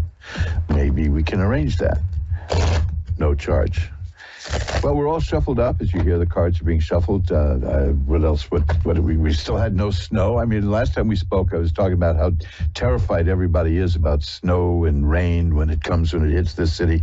Today, one of the most ridiculous headlines I ever saw in anything relating to the news, they said that this length of time in the winter, New York City has gone without snow now. They say it's unprecedented. And it hasn't happened since 1973. Well, geniuses, if it happened in 1973, it's not unprecedented, is it? I don't know what they think that word means. But I've got a theory, looking at the newspapers lately, like the last 8 or 9 years, I think that all the editors are on strike. I think I'll head over to the Daily News or to the New York Post building, and maybe the New York Times, definitely, and just see if anybody is walking a picket line there, and has been for 10 years. Because I'm sure, it seems to me that the editors are on strike because the sentences don't make sense anymore. It's unprecedented, and it hasn't happened since 1973. I feel like Oliver Hardy now. Well, we're all shuffled up. Why don't we do this? Why don't we get to the tarot readings now? As you can tell, I'm a little chatty because I missed the show last week. There was technical problems. The internet was dead in this part of New York, so that was I couldn't open up the window and use a megaphone and get to all of you people. I just use a microphone. So let's ring a bell 3 times to declare sacred space, which means no more babbling, and take a look at what's in the cards. A nice quiet 3 bells today. We'll pull back the curtain on the magical window for Desiree in Iowa. Hi, you're on with Reverend Elliot. Hello. Hi, how are you today? I'm good. I'm just kind of nervous. Oh, don't be nervous. Just like you're talking to an old friend. How's that? Okay. Well, now you're going to get me nervous. I'm sorry. Do you laugh? I've been trying to get a hold of you guys for like a couple of weeks. Are you one of the people who laughs when you're nervous? Yeah. Well, that's it. Yeah, because I've had experience as a comedian, and just laughing around me is just going to I'll never let you off the phone if you laugh at everything. You're doomed, you know. You'll be talking to me forever. So, you know, I get that way too, by the way. That's the funny thing is when I get nervous, I start laughing. We would be fun in a plane crash, wouldn't we? Yeah. Yeah, actually, probably. So what can I look at for you tonight? I believe it. I really wanted to look into my love life. Okay. It's just, I want to know, like, which way to go, what to do. Like, I'm just really confused. Okay, let me tell you something. I've got some interesting stuff here. The first card I have is the 10 of Cups. And cups are about romance and emotional things. So that's good. The cards are listening to you. The 10 of Cups is the happiest card around. You know, it's about perfected happiness and joy and love and family. So what the cards are saying right off the bat is don't worry about it. And no matter how difficult it may seem, you're going to be all right. The Hermit is here. The Hermit shows that the Hermit means you're going to be taking advice. You're going to meet somebody who's going to give you some good advice and help you out. That could be me for all I know, but it's probably somebody closer to you in your life. The 3 of Rods tells me that you're going to get what you want, but it's going to take a little bit of time. The 3s are about waiting for something to develop. But I have a card here that I'm concerned about. Have you been in a relationship recently that didn't work out? Yeah, actually, he's currently in jail right now, and we're just like on the fence. Well, because I've got a card here that shows that somebody is not being honest with you about certain things, whatever, you know, that we could go into if you want, but it's just there's somebody in the background, somebody is messing around and maybe gossiping and saying things about you. Do you have the feeling that that's what's going on? Yeah, a lot of the time, like through our relationship, it's always been like third parties that, like when it's just us, we're just fine, we're great. It's like magical. But then like his family, other women, friends, like they just hate the fact that we're together, and then like that's create. Yeah, that's the card that I see. That's the 5 of Swords, by the way, if you ever want to look at the card online, if you don't have a tarot deck of your own. But yeah, so the cards are showing me that that's what's been going on. And I wanted to ask that as delicately as possible because it's a very sensitive subject, but I'm glad to see that you're aware of it. And these cards are just confirming it then for you, because that's the source of the problem here. Yeah. Remember, though, that the very first card I got was perfected happiness and joy and the family and the happy home. So eventually it's going to work out. Okay, you'll be fine. Is it with this one person? Is it with the same person? Because I don't know if I should wait for him. Well, are you still there? Have I lost you? Well, if Desiree, if you can still hear me, you asked about waiting, and that's the card that I got, which is the 4 of Swords, which is about a person who's waiting. So it's hard to say, because I do see either a new relationship coming your way or this relationship reaching a new level. I don't have the ability to explore that at the moment. But what I'm seeing is that this is going to be a period of time out. This is going to be, you see, I've got that card again. There are still people working against you. There are still people talking about you too, not just you alone, but the both of you. And I've got the 7 of Swords, which is also about somebody who's sneaking around in the background and doing things. You know, there's really a lot of negative stuff happening around you and this relationship that's coming from other people, not from you two. So that has to be dealt with, and before anything else can move forward. That's the most I can see at this point. I'm sorry that you got cut off, but that's as far as I can go at the moment. Let me just see. again, I've got cards that show that things are going to be okay for you, but it's going to take time, and it's going to take work. Things like the Six of Swords, that's about a person who gets from where they are to where they want to be through their own efforts. So keep that in mind, because it's right now, because you get the 5 and the 7 here that I pointed out, those sword cards, you're facing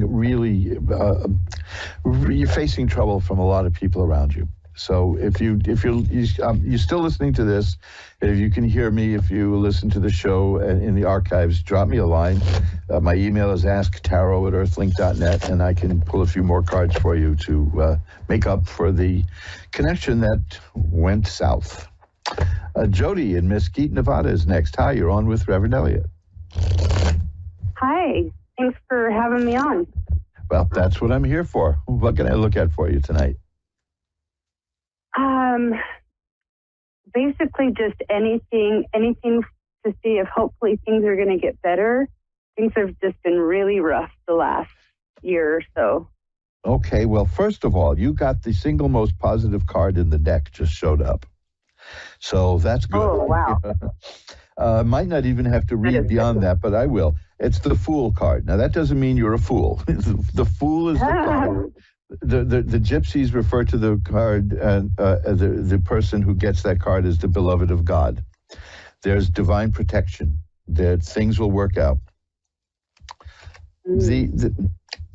I'm getting cards of contradictory cards here. This is very interesting, because I'm getting cards like here, the Six of Swords, that's a card of forward motion. The Four of Swords, that's a card of just staying put. The Death card is a card of a new phase in your life beginning, and the Two of Swords is about nothing much happening. It's about stagnation. You see, I'm getting great conflict here. Mm-hmm. That makes sense. The Wheel of Fortune is here. That refers to change in your life coming. And the next card is the World, which is a card of great joy and happiness and success. But right now, it seems to me that you're kind of in a roller coaster thing, getting shuffled back and forth and back and forth. You know, things look good one day and then bad. If you get the feeling that that's what's going on, that's what the cards say is going on, you know. So. Oh, yeah, definitely. I mean, don't question your sanity in that sense, because what I'm seeing here is it's not you. You're getting really positive cards here. The Sun, the World. This is all after the Wheel of Fortune that says this up and down situation is going to change. Probably because you're entering a new phase in your life, and that change is difficult. It's going to be a positive change in your life, but it's still change, and that's very difficult to deal with for most of us. And I'm saying us for a reason, because I'm not too big on change either. This is one of the reasons. I mean, I knew a guy who couldn't understand why couples that apparently hated each other stay together for years, until it finally dawned on him that people would rather be miserable than be lonely. Yep, because loneliness is a change that a lot of people can't handle. But what I'm seeing, with you is that the change is coming, and it's going to be very good for you. The change revolves around something sad that happened to you not long ago. That it may have been the trigger for something changing. A relationship not going well. You don't have to go into any details if you don't want to, but what I'm saying is that when this up and down transition period ends, you've got nothing but really high quality positive cards here. And your life is about to change for the better, which is, it doesn't mean it's going to be easy. It doesn't mean you're going to like it while it's happening, but it's going to be good. It'll end up being for the best. And I don't mean that in the sense of, a blessing in disguise. When something happens to you and people say, well, it's a blessing in disguise, you really got shafted big time. But no, this is no blessing in disguise. You're entering a period of life where everything is going to be really good.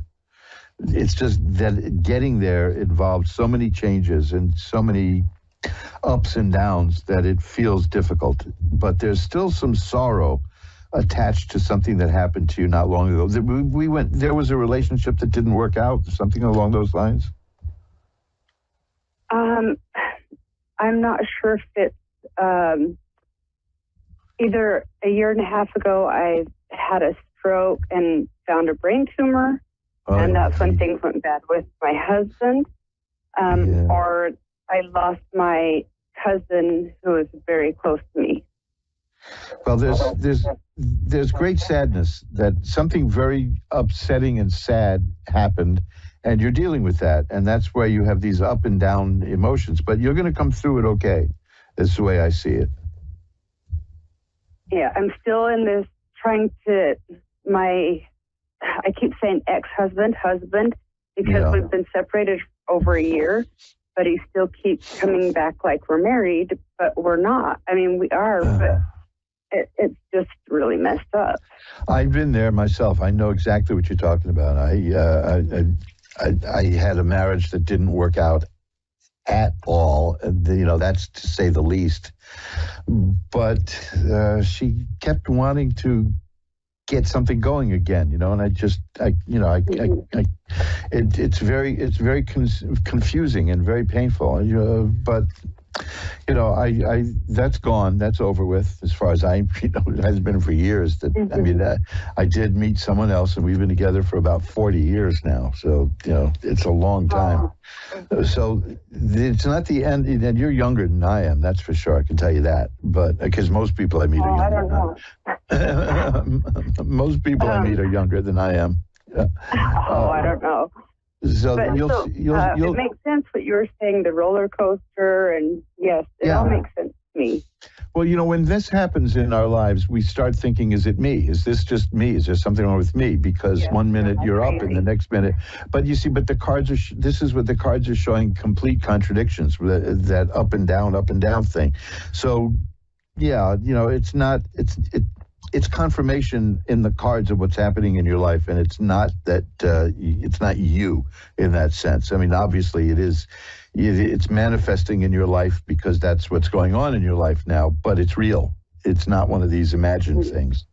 So, just again, what I'm seeing is the key to this whole thing is the Three of Swords and the Nine of Swords, which are cards of sadness and an affair of the heart, kind of wrong. I mean, the Three of Swords, it's about internal conflict.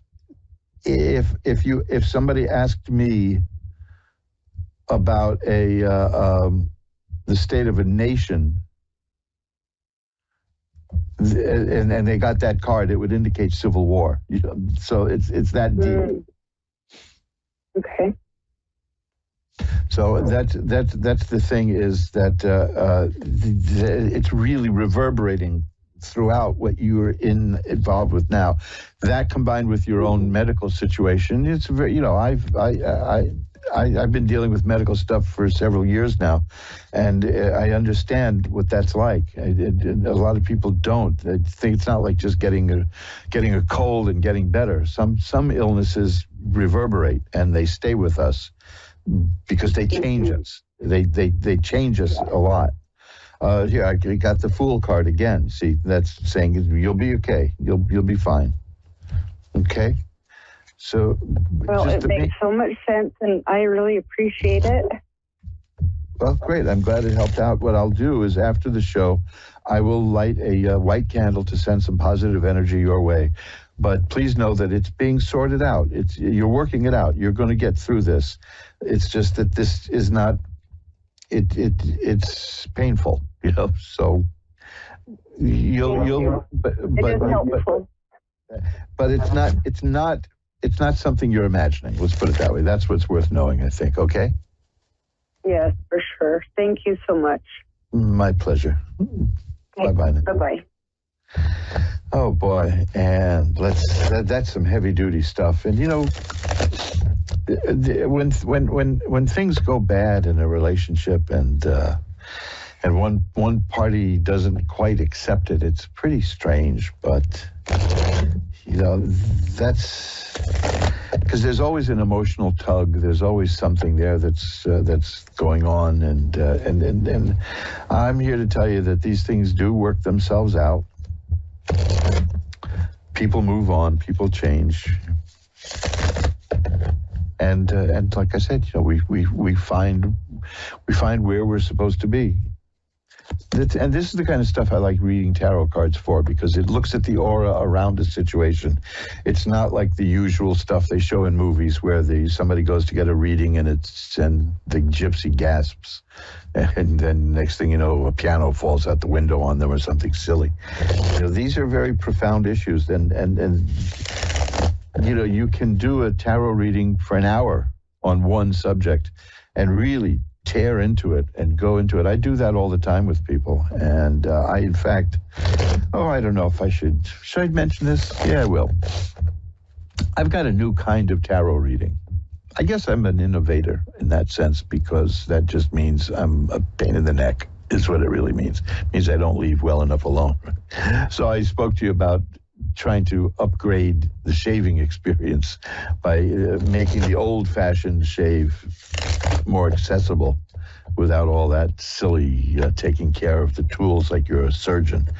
But I'll be announcing this soon, and I will be doing a special thing about it here on Ask One Radio. I'm going to be doing a different kind of a tarot reading. It's going to be pretty damn expensive. I could warn you in advance. But we will tackle everything in that reading. Everything. It's not just cards. It's got other aspects to it. And you'll get your money's worth. That's for sure. But it's going to be a very special kind of a reading. And it's just for a few people. And it's not something everybody should do, but just for a few people. And you'll know if it's right for you. It's not the kind of thing, because it's expensive. I'm not going to try to shove it at anybody, but you'll see. It's going to be an interesting experience for both of us. Because see, the main thing is, it's not about just me telling you what I see in the cards. We work through these things together. And when this reading experience that I'm developing now, you will be different and I will be different when it's over. This is something we will do together. It's not something I do for you. It's not something I do instead of you doing it. It's something we will be doing together. And it will take a day at least, probably.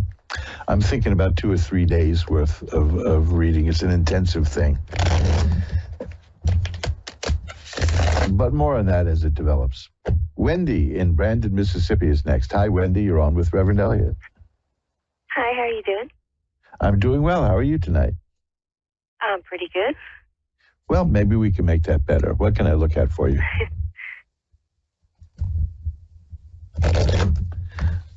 What would you like to look at? My future, if you could. I've been kind of, I don't know, stuck, I guess, ever since my children's father passed away about a year ago. Well, the first card I have is the 10 of Swords. And that is an interesting card, especially if you ask about the future, because that is about the past in a sense. Because what it means is a lot of bad things have happened, and they're over now. The bad stuff is over. It's a nasty looking card. Shows a person lying face down in the mud, beaten up, bloody, swords sticking in their back. But it doesn't mean you're dead. It just means that life threw a lot at you, and you're still here. And you're going to get up, and you're going to be okay. So that's worth knowing. In fact, the next card is the Wheel of Fortune, which tells me that this situation is going to change, and that's good. That reinforces the 10 of Swords, because the 10 of Swords is about the troubles are over. The strength card shows me that you do have a lot of strength, because that's what got you this far, right? Is you've been working pretty much on strength. So I tend to not ever give up. well, the thing is, there's something good coming your way. The Four of Cups is here. That's a card of life is about to offer you something very good in terms of emotional well-being. Could be romance. It could just be comfort, but you don't see it yet. It's on the way, but it's hidden. You know, so that makes sense. And then the next card is the Ten of Cups, which I had earlier for somebody, which is perfect. I mean, it's happiness perfected, and it's joy, and it's things. Man, you cannot get farther away from that first card, which is gray and dark and nasty looking. That was the Ten of Swords I told you about. This has sunlight and rainbows and children singing and dancing, because this is telling me that you've been through an awful lot of hard times, You've had the strength to deal with it. The Wheel of Fortune tells me that the situation is changing, probably because of your strength. The Four of Cups says that there's something coming to you. Life is about to offer you something really good. The Ten of Cups is perfected happiness. Here's the Star. There's a good card. That's about hope and optimism. So there's good stuff coming your way. There's a slight warning here, but it's no big deal. It's the Five of Cups. That's about a person who's concentrating on what was lost, and it's not obsessed, but it's still fresh. So the losses it's still there, but there's right behind the person is two cups that are fine, as opposed to three spilled cups.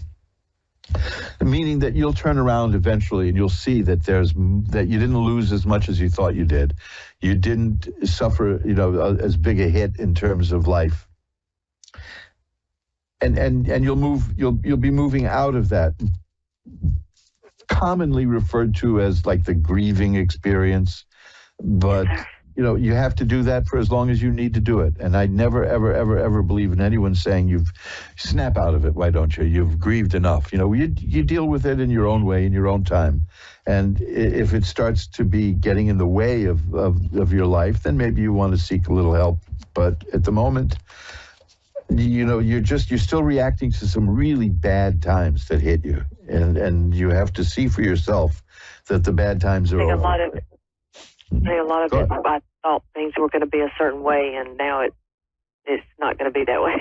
Oh, yeah. It kind of threw me off. Well, it's a very difficult thing to have expectations that fall apart, because the first thing we learn then is next time I'm not going to go into anything with any expectations, but we always do. You know that. Yeah. I mean, we all do that.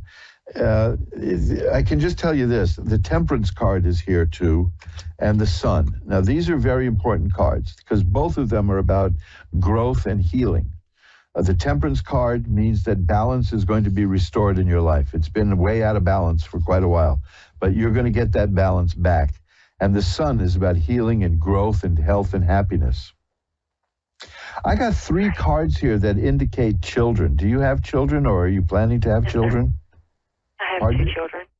Yeah, because the cards that I'm seeing are showing that your well-being is going to be intimately associated with the children. Oh, wow. Okay? Mm-hmm. But it's coming. The main message in this reading is that the bad things are over. You're not going to really absorb that until you can see it and feel it for yourself. But I'm just telling you, that's what the cards are saying. And when you do, you still remember that 5 of Cups. The person is looking at 3 cups that are spilled and is ignoring the 2 that are not spilled. Well, that's still the phase that you're in now, because it hurt. Whatever happened, it was extremely painful. It hurt a lot, and you're not ready to turn around yet. But when you do, you'll have healing and health and growth, and balance will be restored to your life. It starts out with such pain here, and yet shows you moving into better times. And it's a highly positive reading. Oh, thank you so much. I hope it helps. Goodness. Oh, it did. It just helped extremely. And I want you to do me a favor. At some point, because this is no problem, but people tend to get readings like this and then forget them, because it's almost like it never happened. I'm writing it down. Well, also, it's the beauty of Ask One Radio is you can go to askoneradio.com and you can go to the archive, and after tomorrow, this show will be there, and you can listen to this call.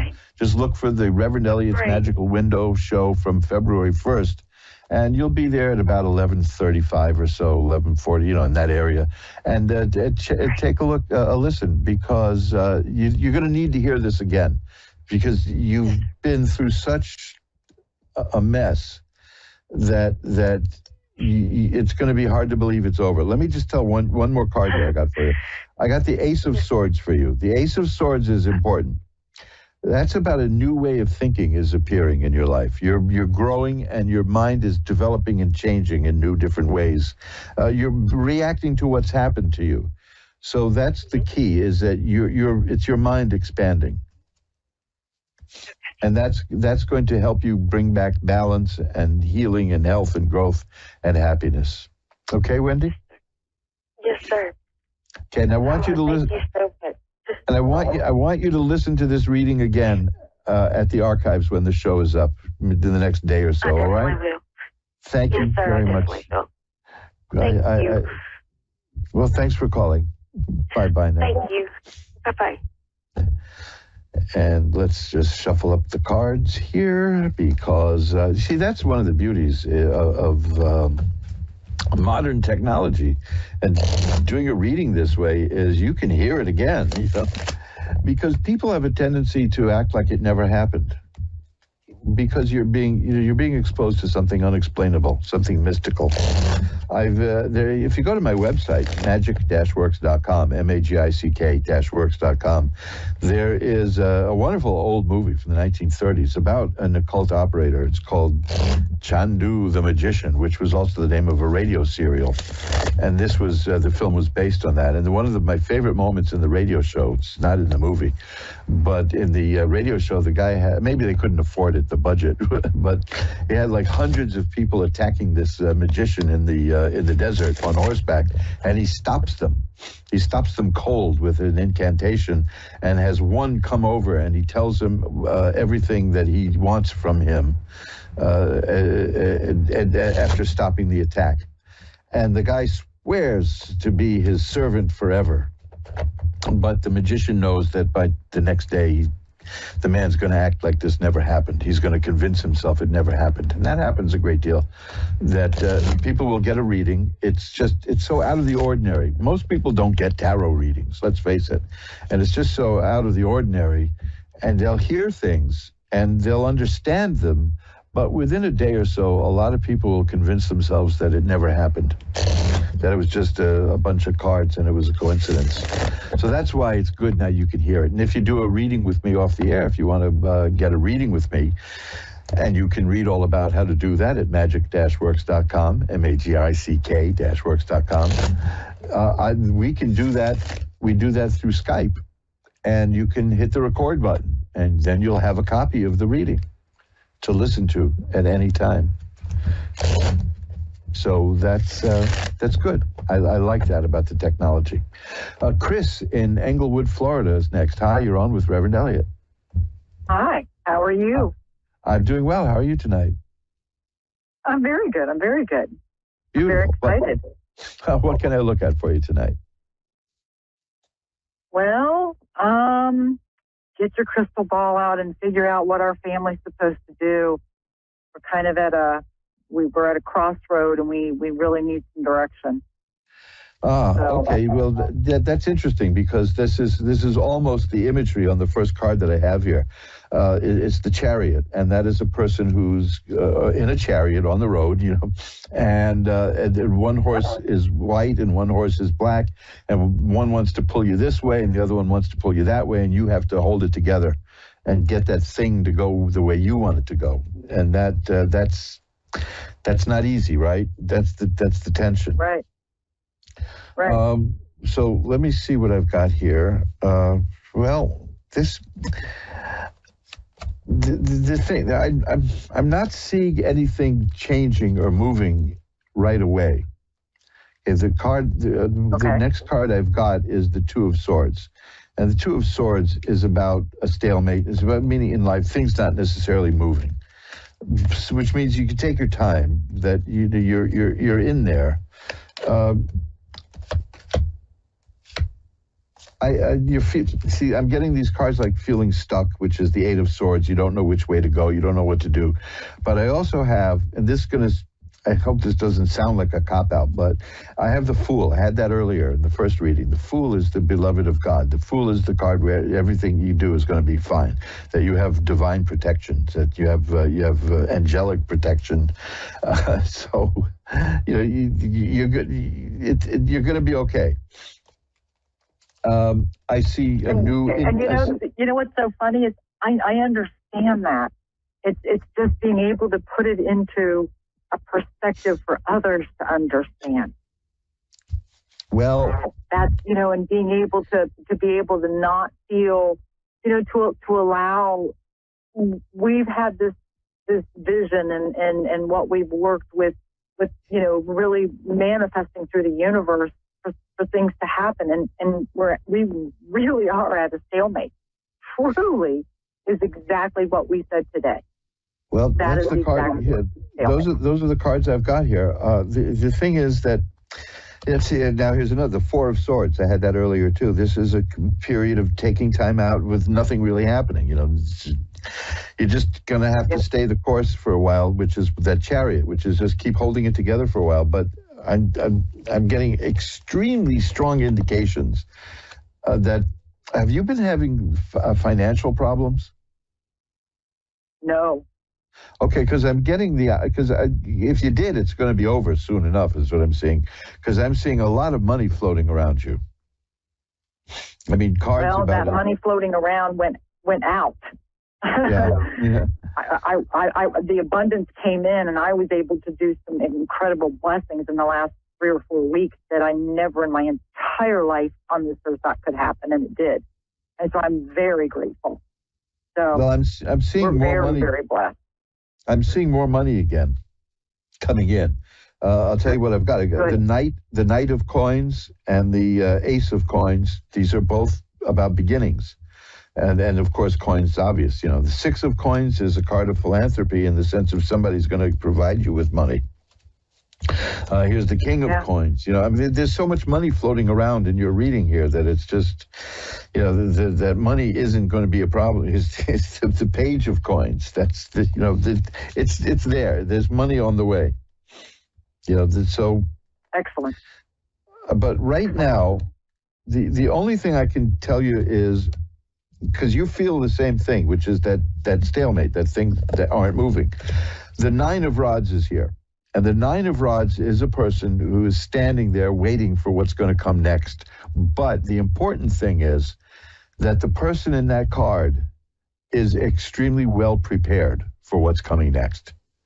This is why in some tarot decks, the person has a bandage on the head with a little blood showing through. And that just means you've been through the battles of life. It's metaphorical. It doesn't mean you're going to get clobbered. It just means that it's a good thing. Yeah, and because what's coming, you're prepared for. It's and then the Seven of Rods is here, and that's a person who can sweep away obstacles. Here's another, the Eight of Rods. That means whatever's going to happen it's on the way. It's coming soon, but it's going to work out okay. The Six of Rods. Somehow, see, I'm getting cards of money and career, coins and rods. The Six of Rods is triumph. So you'll be okay. You're going to be successful. It's going to take a little more time. The Eight says it's not going to take a terribly lot more time. It's on the way. So whatever is going to be coming is coming, and you're well prepared for it, and you'll do well with it. That's the message I see from this. Excellent. Excellent. I got to run. Wow. Thank you. I heard what you said to her previously. I'll go and listen to the repeat. Thank you so much. Blessings to you. I so appreciate it. Well, thank you very much for the kind words. Bye-bye now. Bye. And that brings us to the end of another episode of Reverend Elliot's Magical Window. And wow, look how the time flies. If you didn't get through and you wanted to get through, you can reach me off the air at asktarot@earthlink.net. That's the email is asktarot, ASKTAROT @earthlink.net. Earthlink. That like predates AOL, right? Because that's how long I've been doing this. asktarot@earthlink.net. There's also a contact form at magic-works.com, magic-works.com. Take a look. As I mentioned, I have a special offer for that book that teaches you how to do teaches a man how to shave beautiful. Oh, my wife has loved the way my skin has been ever since I've been shaving this way, because it's like so soft, and I only have to shave about every 2 days when I use this, because it's very close. You can go to it's a tiny URL that'll give you go to mojoacademy.org. Go to mojoacademy.org and check the shaving thing. But you can also go to tinyurl.com/happy-shave. See, we think of everything in this technological era. tinyurl.com/happy-shave. And to take a look at that. The offer is not there yet, but it will be, because I only invented the offer while I was talking to you guys. You see, you pried it right out of me, which is a free Mojo Brothers shaving soap. But take a look at the stuff over there at mojoacademy.org. I got to get to the post office tomorrow, mail out a whole bunch of books, at least a dozen more books. So that brings us to the end of tonight's show, and we will get together again next week at 11 Eastern, 10 Central, 9 Mountain, and 8 Pacific to take a look through the magical window of the tarot. Until then, remember, who you are is the universe's gift to you. Who you become is your gift back to the universe. It's been great talking to you, and I'll see you again. Bye-bye.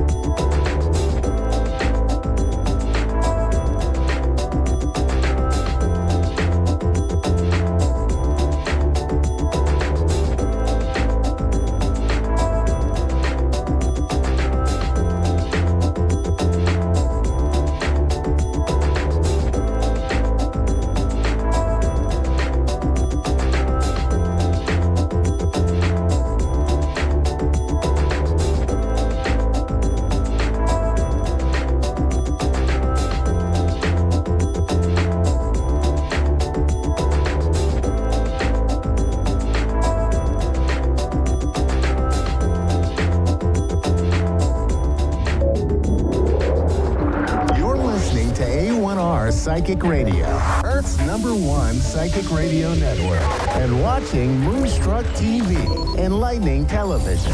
Welcome. And now, Reverend Elliot's Magical Window with Reverend Elliot.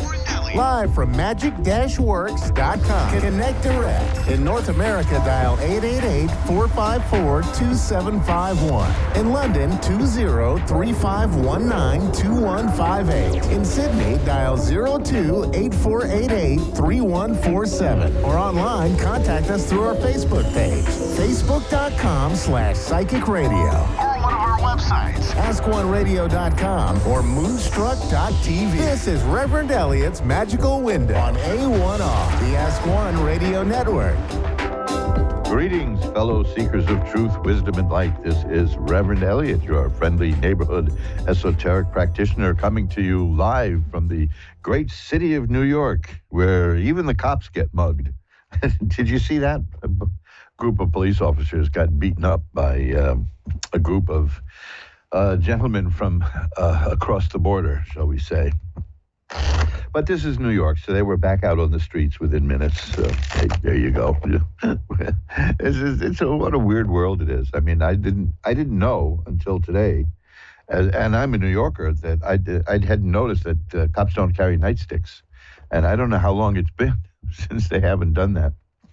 Because I remember the sound of that thing, man. Oh, gosh, one of the scariest moments I ever had in New York. And I'm a native New Yorker, you know. My nose is still a bit runny, by the way.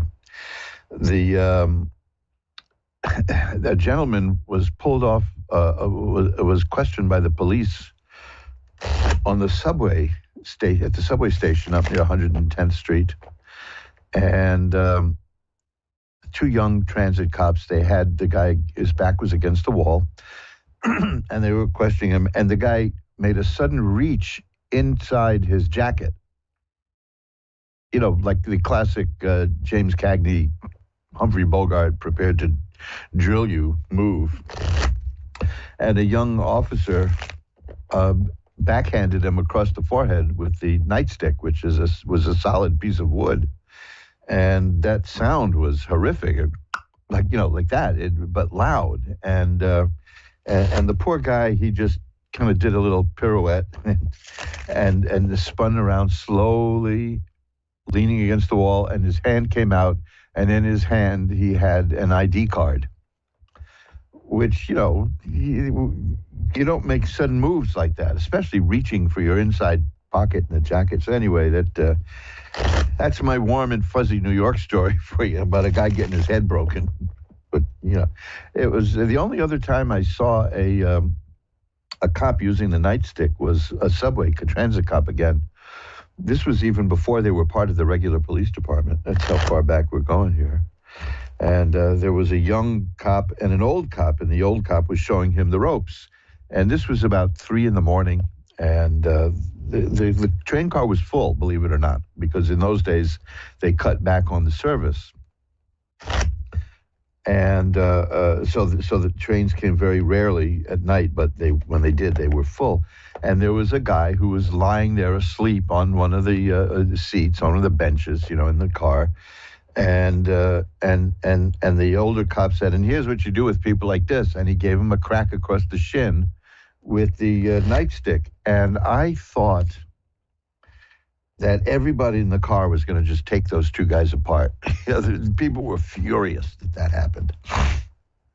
But, they went over and took care of the guy, see how he was doing. It was just some guy who was, was asleep on the subway, which, that happens at 3 a.m. People are coming back from a double shift or something.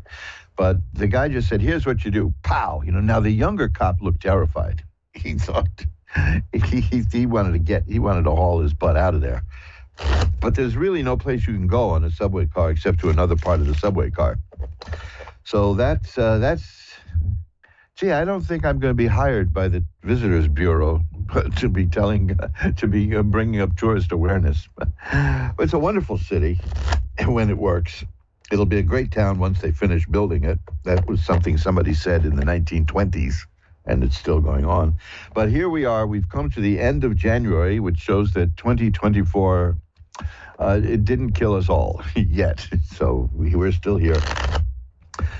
I think it's going to be a very good year. That's what I get. Hey, look, see, I just shuffled the cards and pulled one out. I got the tower struck by lightning. It means that there's going to be sudden changes coming this year. And then there'll be Four of Swords, means there'll be periods of reflection. So that's good. There's going to be big changes coming suddenly. Now, that can be good or bad. There's no judgment there. It's just sudden upheaval of the way things were. And I don't know, you feel ready for an upheaval? I kind of think that a lot of people are ready for at least a sideways heaval. How's that? You never hear of a sideways heaval. It's always an upheaval. How about a little lateral move there? But there's changes coming as I'm shuffling the cards. Let's see, what else? What's new here? What can we get into? Well, we've survived the worst part of winter, I suppose, here in the Northeast. It's I don't like the winter. I'm never going to spend another winter in New York is something I think I've been telling myself since 1962. So we can pretty much write that off as a pipe dream. But where would I go, right? What would I do? I'm a New Yorker. I don't do much these days, but I like knowing that it's out there, right on the other side of my door. I lived the wild life of a nightclub entertainer, and let me tell you, that is something made for a young person because it's very, very draining. And if there was a bottle around, I drained it in those days. So that's why I'm telling you. It was. I once stopped. I once cut out drinking for a few months. My wife poisoned me. Yeah, I suppose I can't just drop a comment like that. I have to explain it. That I was not feeling well. I was ill. There was some disease going around, as there usually is. And the doctor said something like I should take 2 Tylenol every 4 hours. And my wife thought it was 4 Tylenol every 2 hours. Well, of course, Tylenol can do things to your liver that is not good. And I was overdosed on Tylenol. It was quite accidental. I'm telling myself that for years. Quite accidental. And so I had to, because I had insulted my liver somewhat, I had to lay off the whiskey, which I really was more of a gin drinker. For me, it was martinis. Oh, man. And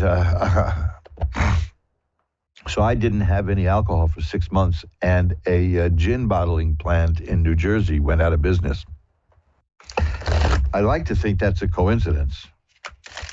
But on the other hand, maybe I just haven't been doing my bit to spur the economy. It's just that I don't know. It's when you're not 23 anymore, it gets a little difficult. You know, these habits need changing.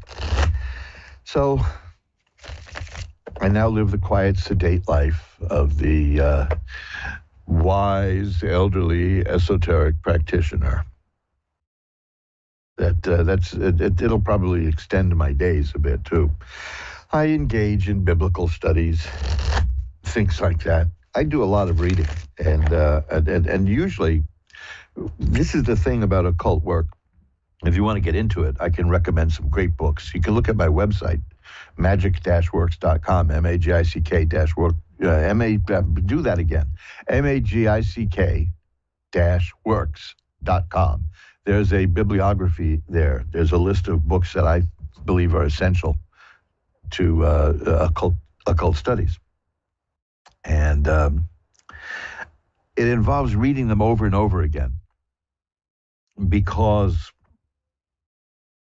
generally, if you get one of the really better books on the occult sciences, your reaction upon reading it is, what was that?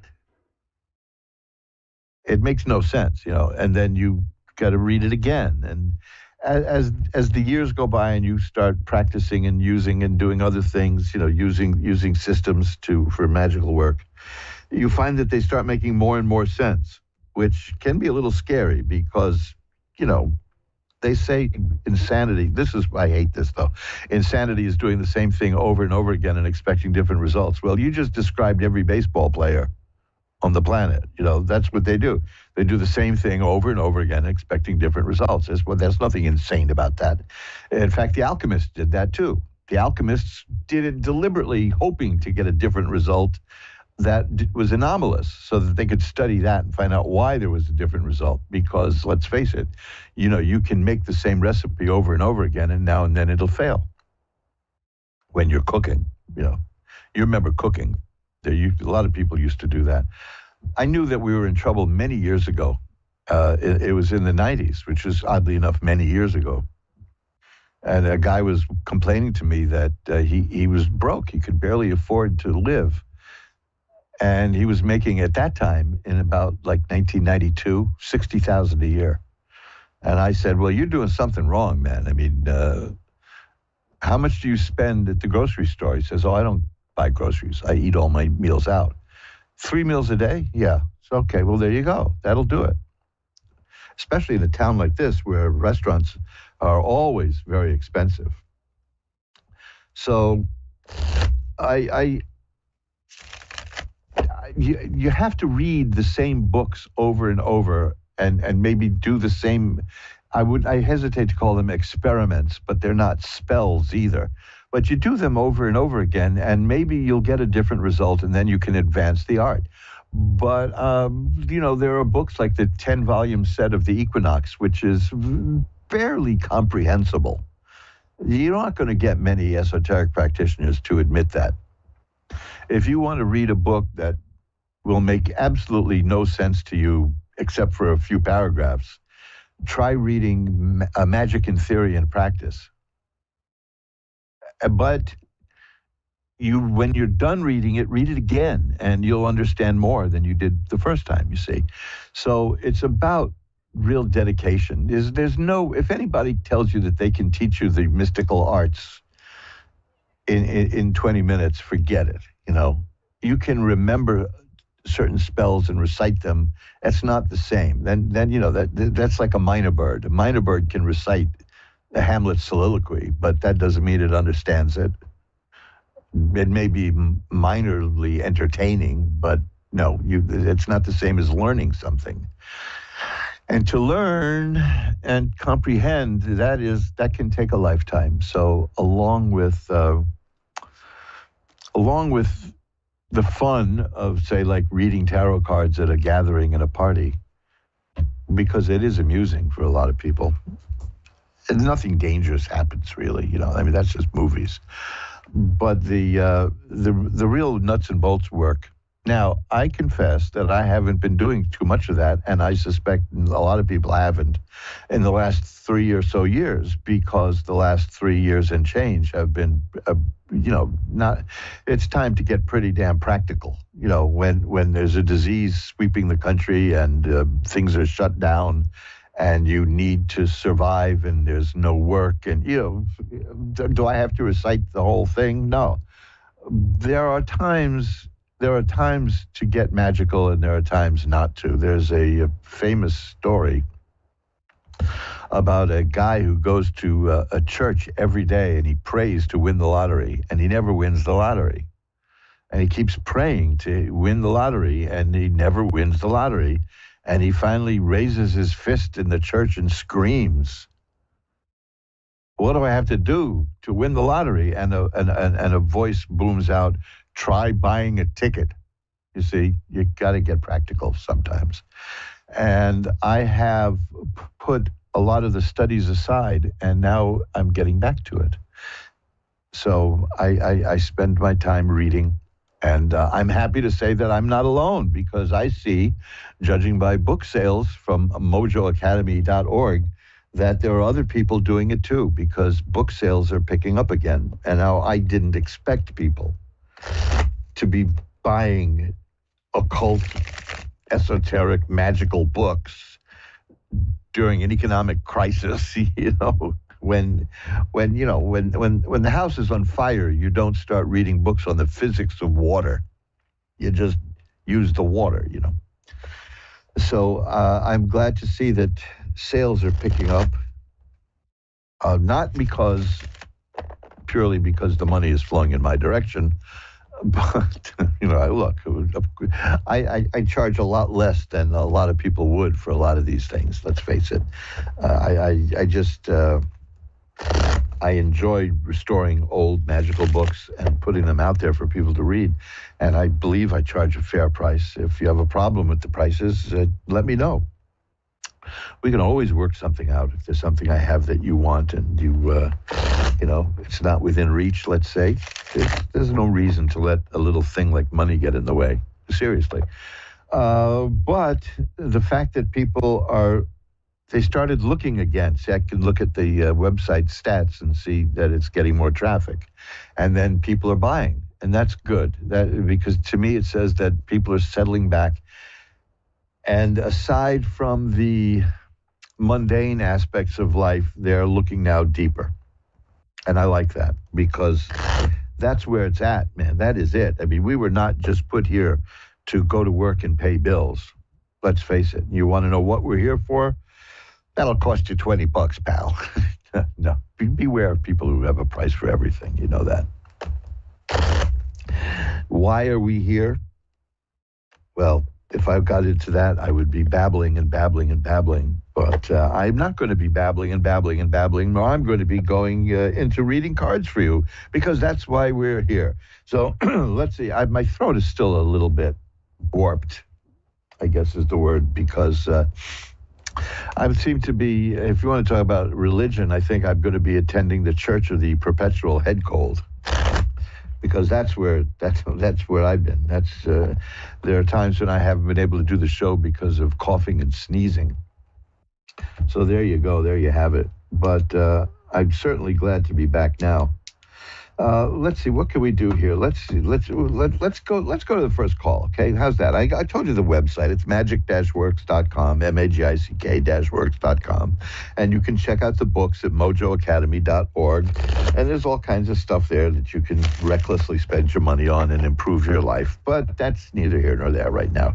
We're here to take a look through the deck of tarot cards and see what's going on. So let me ring a bell 3 times to declare sacred space, meaning that, no more selling, right? And we'll pull back the curtain on the magical window for Jean in Macon, Georgia. Hi, you're on with Reverend Elliot. Hello, how's it going? Oh, it's going well. How are you? Doing pretty good, thank you. Great. You got through January okay, right? I did, yes. Beautiful. What more could you ask for, right? What can I look at for you? Exactly. Hopefully, like maybe into my love life, and then maybe just any message that Spirit would like for me to know. Okay, let's see. I'll shuffle the cards up a bit, and we'll see if we get anything about romance, which is always a very popular topic. I can always tell when the economy is bad because I get very few questions about love. I get it. It's always about money. So things are looking up. See, that's good to know. Let's shuffle them up. And okay. These are happy cards and good cards. There's just one thing here. Well, let me just tell you, there's nothing terrible, but there's the Knight of Cups here, which tells me that there may be something new in terms of romance coming your way. If you're already involved with somebody, is there a new relationship you're in now? Yes. Okay, because that's the Knight of Cups. Knights are beginnings. And they can be very mercurial. They can go up and down and left and right and, all that. But it looks like it's something that's balancing out because the next is the Two of Coins, which doesn't literally refer to money in this particular reading because it's about getting something new going and started and working at it. The Ten of Cups is here. That's about happiness, perfected happiness. Cups are about romance and affairs of the heart. Now, I want to tell you what I saw that concerns me a little bit. But like I said, it's not terrible because you're going to, according to these cards, you can handle it all right. There's somebody who's not too thrilled about what's going on in your life. You have somebody who's gossiping about you, and you get the feeling that somebody's doing things behind your back. I'm not sure. Because according to this, there is somebody who is kind of like a troublemaker who's been spreading gossip about you, saying things that are not true. But according to this, it's not going to work. It's not going to last. So, just be aware that there may be somebody who doesn't have your best interest at heart, but it's like a flea, it's not going to bother you. Okay? Okay. The final outcome here is the sun, which is health and happiness and healing and growth. So I think you've got a pretty good shot at happiness and growth and all kinds of good stuff in this new relationship that just started. It's very good. And maybe, see, the thing about somebody talking behind your back, somebody would appear to be a little jealous of you. That's all. Anytime we're doing well, we inspire that in some people. You know that. So don't worry about it because all the good cards are here, especially the sun and the Six of Rods, which is about success and triumphing over people who are trying to hurt you. So you're going to come out okay. But it looks like this is a good relationship. And you're working at it. That's the important point. That's the Two of Coins. It's about getting something going and moving and nurturing it, okay? Okay, yeah, I wonder if that person could be a family member. That's really the only people I talk to. Well, it's possible. Families love that stuff, don't they? Yeah. But I want you to be aware of it only because when these things happen, people have a feeling that it's happening, and it's good to know that you're right. But this person isn't going to hurt you. It isn't going to hurt you at all. Okay? Gotcha. I'm looking at the person doing this. No, I have the Ten of Rods, which is a person who is like biting off more than they can chew. And the Hierophant here, which is about religious authorities. The person's going to get punished for doing this. So you'll be all right. Okay? Okay. Thank you. My pleasure. Happy New Year. And good luck with the new relationship. It looks good. I appreciate it. Thank you so much. My pleasure. Bye-bye now. And let's shuffle up the cards. If I sound a little congested, it's because I'm waiting to sneeze. I have no idea. It could be the dry air. This time of year it's very dry, and we're very lucky in this building because the building is owned by people who really don't want to give us much heat. And one thing I can't stand, it's sweltering in the winter. So I'm really glad that we rent from misers here. But they do adhere to the law. The law is just miserly. That's it. And I guess I can't blame them with the price of fuel. Ooh, man. And it's going up. It started going up again. Well, these are the daily travails of life. We try not to let them get us down, and we try not to use magic to hurt people. I keep reminding myself that don't do that. That comes back to bite you. Angela in Baytown, Texas is next. Hi, Angela. You're on with Reverend Elliot. Hi. Hi. How's Texas? We hear in the news a lot these days in Texas. Texas is, I don't know. Weather is horrible. It's cold and hot and cold and hot. Today we were so cold, and by noon we had gone up 30 degrees. So. Wow. Yeah, you want one or the other. I know the feeling. Yeah, in one day. Yeah.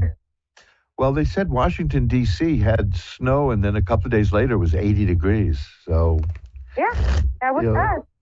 Last 2 weeks ago, we had snow, and today was 78 degrees. 78. Oh, I love that. I mean, this is, we haven't hit 40 degrees in a while, but that's New York. And New York City is brutal because it's a completely unnatural environment. There's nothing but buildings here in Manhattan, where this used to be rolling hills and forests and streams. And there are still some streams left in Manhattan, only they're underground and they leak from time to time, but they're still there. Oh, wow. But mostly New York is a wind tunnel. We have a grid going north, south, east, west, and the wind just likes to whip through that. I don't know how the people in Chicago stand it, but hey, we all, the old joke, everyone talks about the weather, but nobody does anything about it, right? Well, right. what can I look at for you in the cards?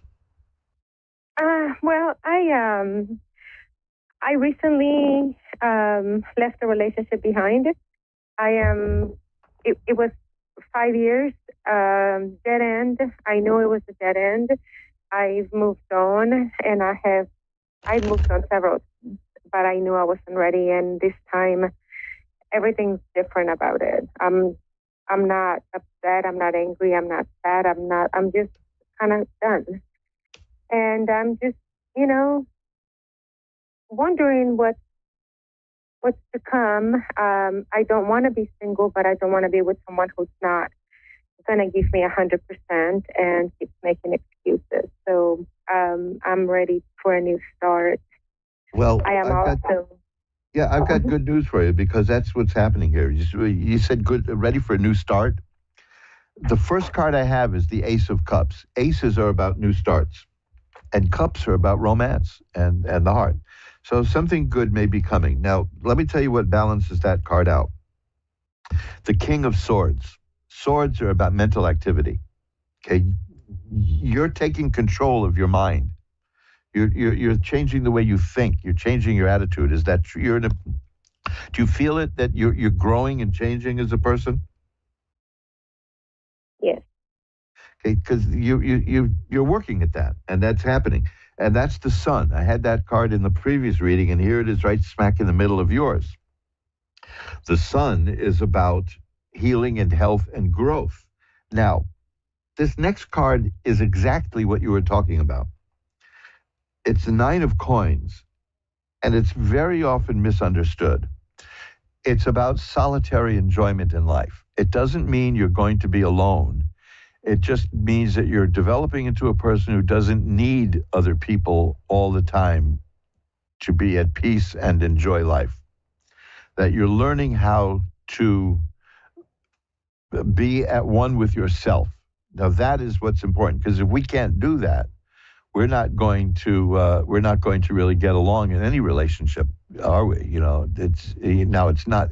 It doesn't mean that everything has to be about me. But you have to know who you are and be secure.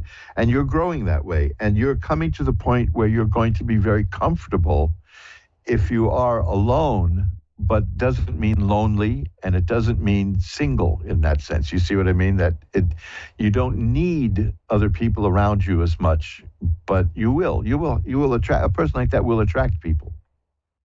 There was a great joke. The late comedian Mort Saul used to talk about his first marriage. He said that we stayed together for years because of the children, and he said we were the children. That was the joke. But see, you're not that. That's not you. You're not needy in that regard.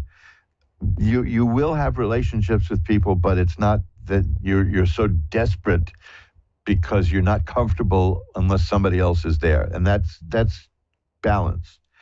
The next card is the Justice card, which tells me that you're going to get exactly what it is you deserve and want, because you're working at it. And it's just the Two of Rods is here, and that's about waiting to get results. So there'll be a little more time before you get exactly what you're looking for, but you're on the right path from these cards. The central card is, again, the Sun, which is healing and health and growth and happiness. And that is also tied to the Nine of Coins, which is about being able to be solitary without freaking out. So you'll get what you want, because that Ace of Cups is there.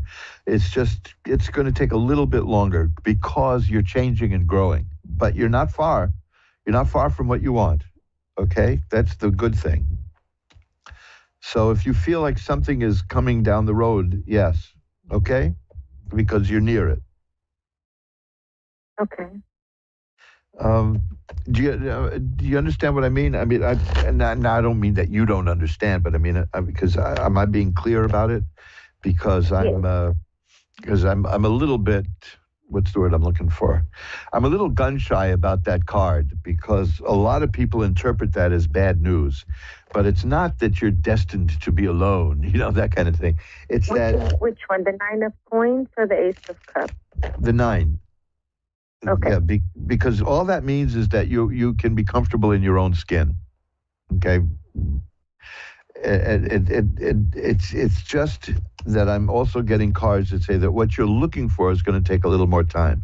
Here's the 4 of Swords. Now here's a good one, the 3 of Cups. That generally means when that shows up in a reading like this, it means that through people you're going to meet somebody. Through people I know? Yeah, through the people you know.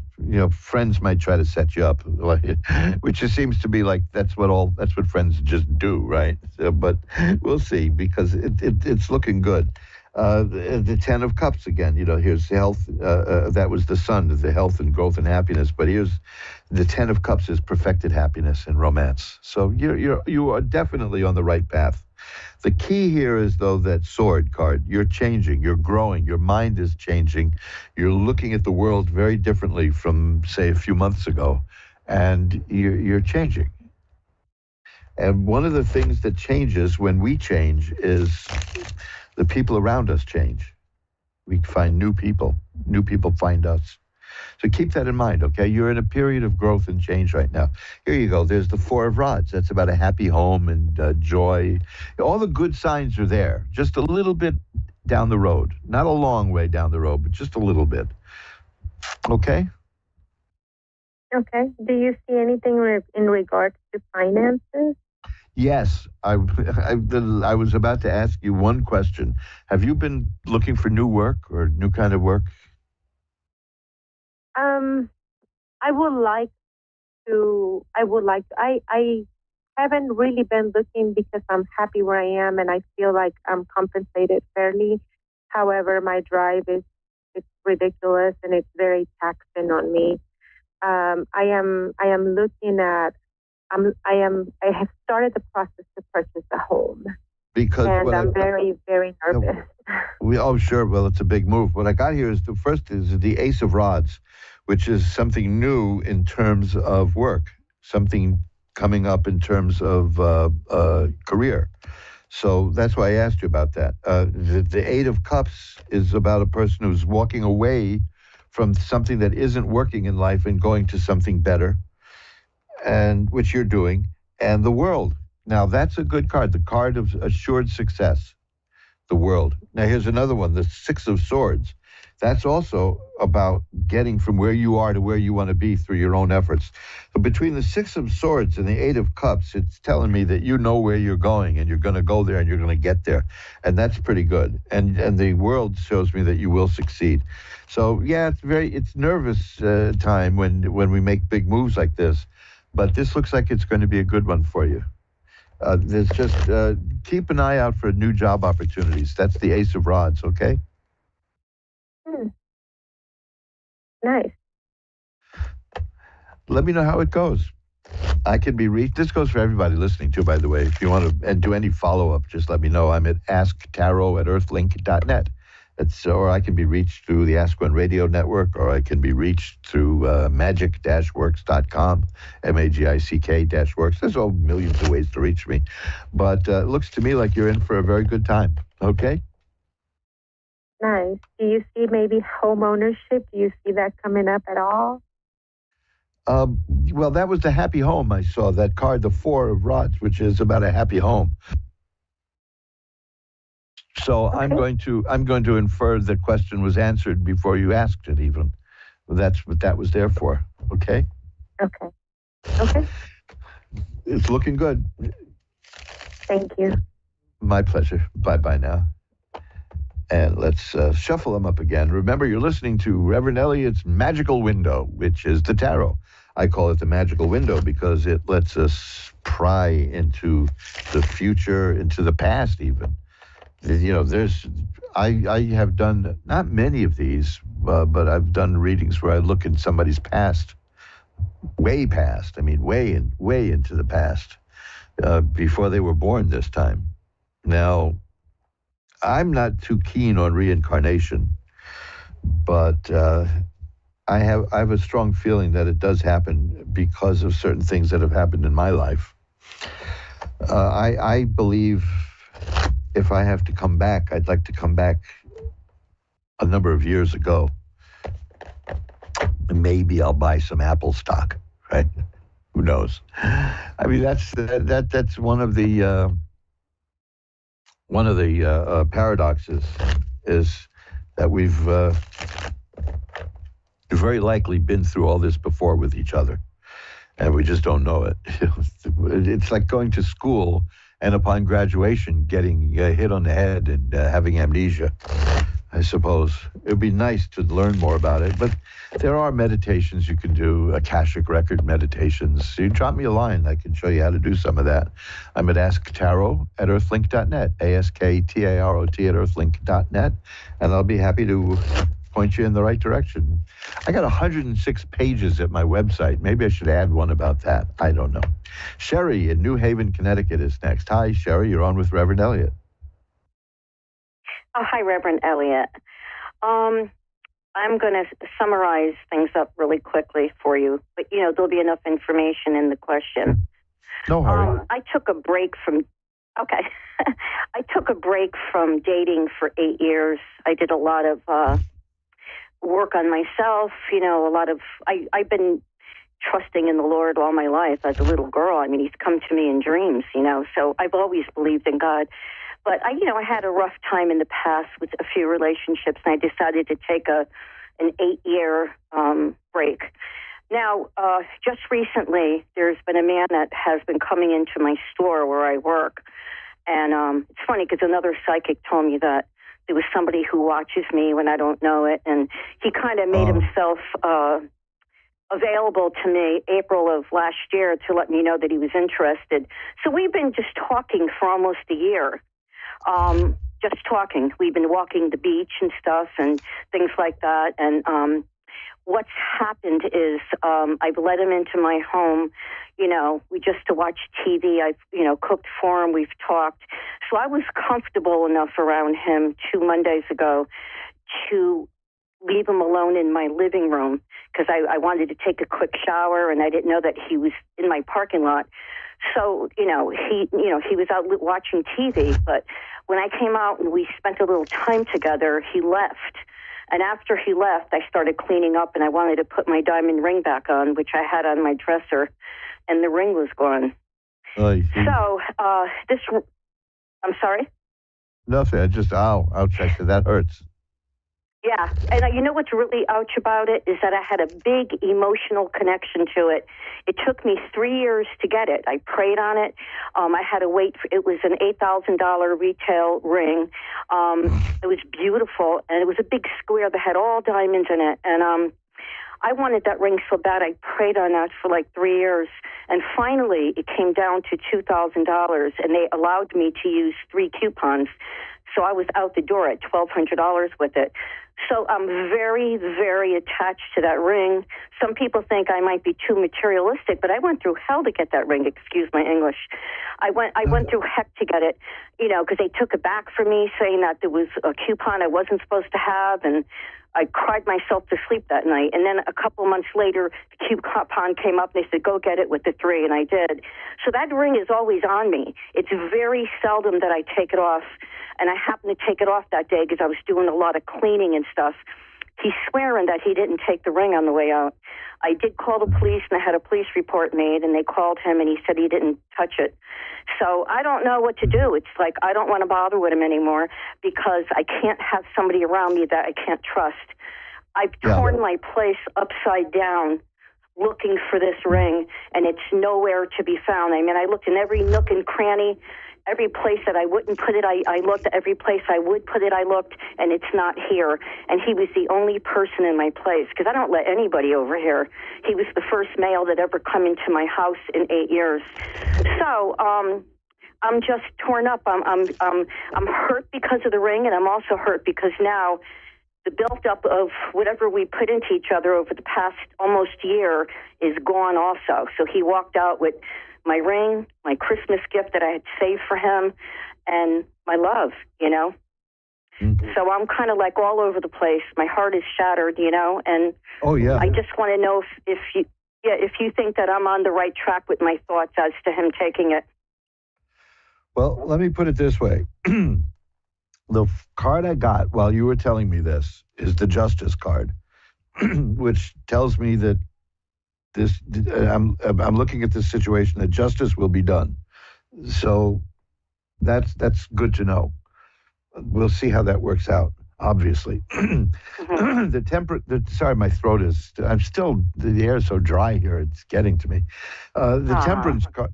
The Temperance card is next, which is a card about balance being restored. Right now, your balance is not. You've been thrown out of balance. Now, this is the card that's after is the Seven of Swords. That's about somebody who is sneaking around and doing something bad. And you see, so the signs are not good here in terms of this person. Let's put it that way. But justice will prevail according to these cards. Your future in terms of personal happiness and romance is good. Okay, because I've got the 10 of Cups here and I've got the 4 of Rods. So that's telling me that you're going to get things restored. The whole thing is going to be restored in your life. The World card is here. That's the assured success. The problem with life is that in order to fully enjoy it, we have to open ourselves up to other people. And that makes us vulnerable at times. And you just got hit with one of those times, I mean, you're pretty sure about this from what you're saying, that that it's not the kind of thing that. Yes. I mean, you're really sure. Let me put it that way. You're very sure about this. I'll put it this way. I'm 100% sure. And the reason why I say that is because I watched that ring like if it was my real child. I don't have the money to buy something that expensive. So if it's out of my sight, I didn't say anything right away. I waited till I tore my place apart. And I knew that it wasn't here. And then I said something, and he wanted to swear on a Bible. I said, no, I don't want you to do that. Because there's people going to their death that swear on a Bible that they didn't kill the person, and they go to the chair with the lie. So that's not going to help me. What's going to help me is you returning the ring. You don't. What's the word I'm looking for? You're not light. You don't just toss this thing on the floor somewhere. You don't just walk in the house and toss the ring aside. You have a set routine for everything you do, and I'm sure when you take it off, you have it in the same place each time. So the fact that you looked for it. And if it's in a different place, excuse me. Yep, if it's in a different place, it doesn't take me 2 weeks to find it. It's going on 2 weeks that I've been looking for it, and I keep repeating the same patterns of looking, and it's driving me crazy. And my sister thinks I'm ridiculous. Sherry, why are you so attached to that ring? But she doesn't understand that somebody violated my privacy, my space. And that violation. Was mine. That wasn't his to take. That was exactly the word that came to my mind, was violation. That you've been violated. This is not. It's it's, as people say, it's really not about the item. Well, it really isn't about the item. It's about the person. It's about the feelings. It's about all of that. But I see that you're going to come through this and you'll be okay. The Justice card is what's important here. So, let's hope that this will be revealed to you, because right now what you're in the period where balance has been thrown out of your life by Seven of Swords, by a person who did something wrong and hurt you. But all the cards after this down the road are really good. It's just getting there that's a problem. And problem is an overused word. Let's just say it's difficult, because you can't ignore it. It's not one of those things after all that you invested emotionally and personally, which goes way beyond the $1,200. And the ring was a symbol. Oh, yeah, because it was him, too. I was invested in him. But, of course, I'd want my ring over him. I mean, because if this is the type of person he is, my worth is more, I'm worth more than that. I'm used to men buying me jewelry, not stealing it, Well, I think what you're I want going to to be ask okay. you, Okay. What I wanted to ask you is the justice card. Do you think that there's a possibility, or do you think that it's just wishful thinking that because I think he was very attached to me, because when he was leaving, when I accused him and stuff, he said, look, I didn't want things to end this way. I didn't, I said, well, I didn't either, but that was in your hands. Do you think that he could possibly come forth and admit that he took it, or at least tell me where he pawned it? Well, I'm not getting any positive cards in that direction, although the Hierophant is here, which is a card of religious authority, which means he might just have a conscience working on him at this point. I mean, I don't see you ever being comfortable with the person again anyway. Mm-hmm. But because I got, again, that card, the Five of Swords, which I'm sure represents him in this whole thing.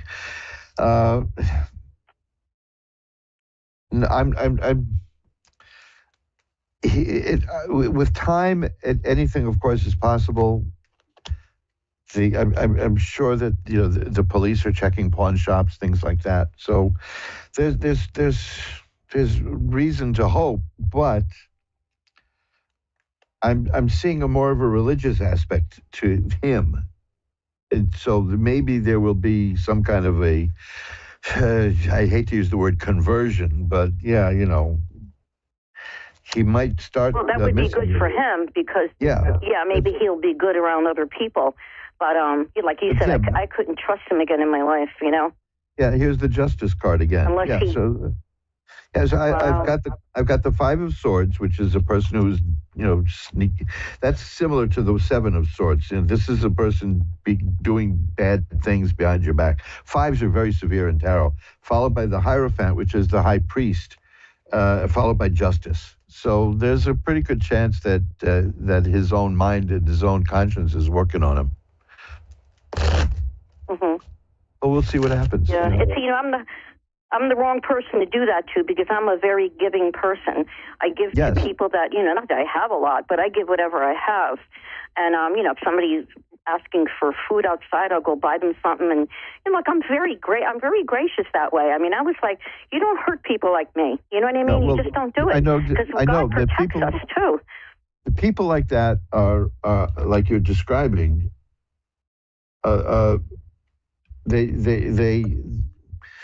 they can close the door on you. You could if you mistreat them, the door gets closed and it stays closed. And are you like that?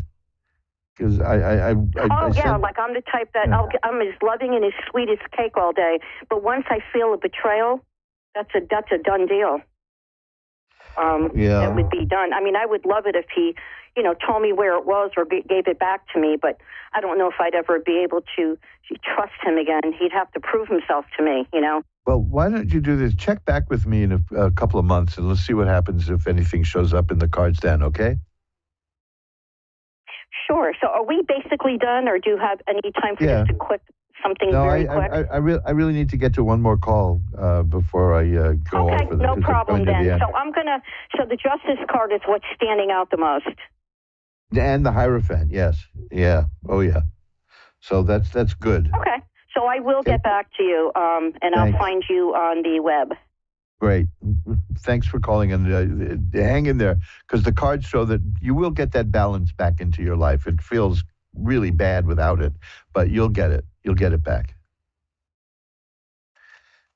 And let's just shuffle up the cards, and we'll go to Arshea in Chicago. Yes, Hi, you're on with Reverend right. Elliot. Hello. How are you? Hi. I'm doing well. How are you tonight? I didn't mangle your name, good. did I? No, it's a bit of a tongue twister, but you got it right. Good. What can I look at for you? I've got a few minutes left. Okay. So I'm just going through a rough time overall, and there's a lot of anxiety and uncertainty around an upcoming relocation. Mm-hmm. So do you see anything in that direction? I am currently in Chicago, and I'm hoping to relocate to Boone. Well, first of all, I've got a card that means exactly that. Literally and sometimes metaphorically, but it's about moving. It's the Six of Swords. I had that earlier for someone too. It's about getting from where you are to where you want to be. It's a mental thing about growth and becoming, but it also literally means making a move. But the important thing is it's moving from rough waters to calm waters. So the move will be good for you. The Empress is here. That tells me that you're the kind of person who makes things grow and makes things happen. So you'll be good there. I see. The interesting thing is, I see money in your future here, and money and happiness. I see. Now I know they say money doesn't buy happiness, but it can rent a good share of happiness, can't it? I've got 3 cards here, all about money, and then the Ten of Cups, which is happiness. So are you relocating for better work, better job? Yeah, actually, the thing is, I hope Six of Swords doesn't mean going all the way back to India. That's where I'm from. No. I hope it doesn't mean. No, it means from where it means you're going to go to where you want to be. Okay, because Six of Swords is usually over water, right? Well, it's metaphorically on water, just to show that it's like going from a rough sea to a calm sea. That's what's more important.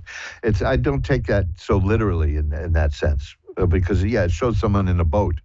But in some decks, how do we get clarity that are we going to Boone and not back to India? How do we get clarity on that? How do you guarantee that you won't go back to India? No, clarity. How do I get clarity that the move will be to Boone and not back to India? Because this is about the Six of Swords is about your mind. It's about you. That's why some decks call that science. It's where you want to go. It's not going to be kicking you anywhere. If you want to go somewhere, that's where you're going to go. That's a card about somebody getting where she wants to go. So if you want to go to India, you'll go to India. If you don't, you won't. Right. You want to go to this other. Okay, so it's taking me where I want to go. Yes, and it's not about being subject to the. It's not like it's a sailboat, depending on the wind, because very deliberately that boat is being propelled by a person with a stick, and it's being pushed to where she wants it to go. Sometimes there's nothing wrong with throwing your oars overboard and seeing where life takes you, but you've got to be prepared to go wherever it happens. But you don't want to do that, and I don't blame you. Let me tell you this. And how does the rest of the year? Yeah, tell me. There's another card here, which is the Ten of Swords, which it means that the worst is over. That you've been through some rough times. The worst is over. It's one of those cards that people think means death. It doesn't. It means that the life threw its worst at you, and you're still here. You're gonna get up, and you're gonna be fine. So I think that you're making going through the worst time of my life right now. Well, hallelujah. That's because that means it's going to end. Because not the life, the bad times. The Ten of Swords means that life threw its worst at you, and you're still here, and you can shake your fist at life because you say you're going to win, according to this. Because all these cards afterwards are very happy. You made up your mind to move for a specific reason, and it looks like you're going to get that specific reason. That you know what you're doing, and it's going to work. I've got to run. I've only got about 30 seconds left. But I've got a very positive outcome here for you, okay? Look, how does the rest of this year look? The rest what? How does the rest of this year look? Oh, very good. The Ten of Cups is like perfected happiness. I've got to run. I'm running out of time. So the rest of this year looks great for you. And that's it, folks. We've come to the end of another edition of Reverend Elliot's Magical Window, which we're going to cut really close this time. So I won't give you any pithy, witty saying at the end, only that I sure look forward to seeing you next week. And I'll see you then. Bye-bye now.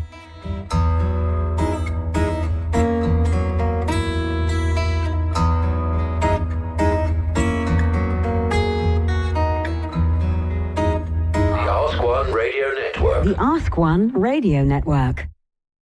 Hi, I'm Jenny, and thanks for watching Moonstruck.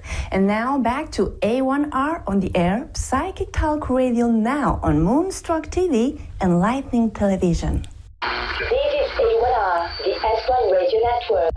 You're listening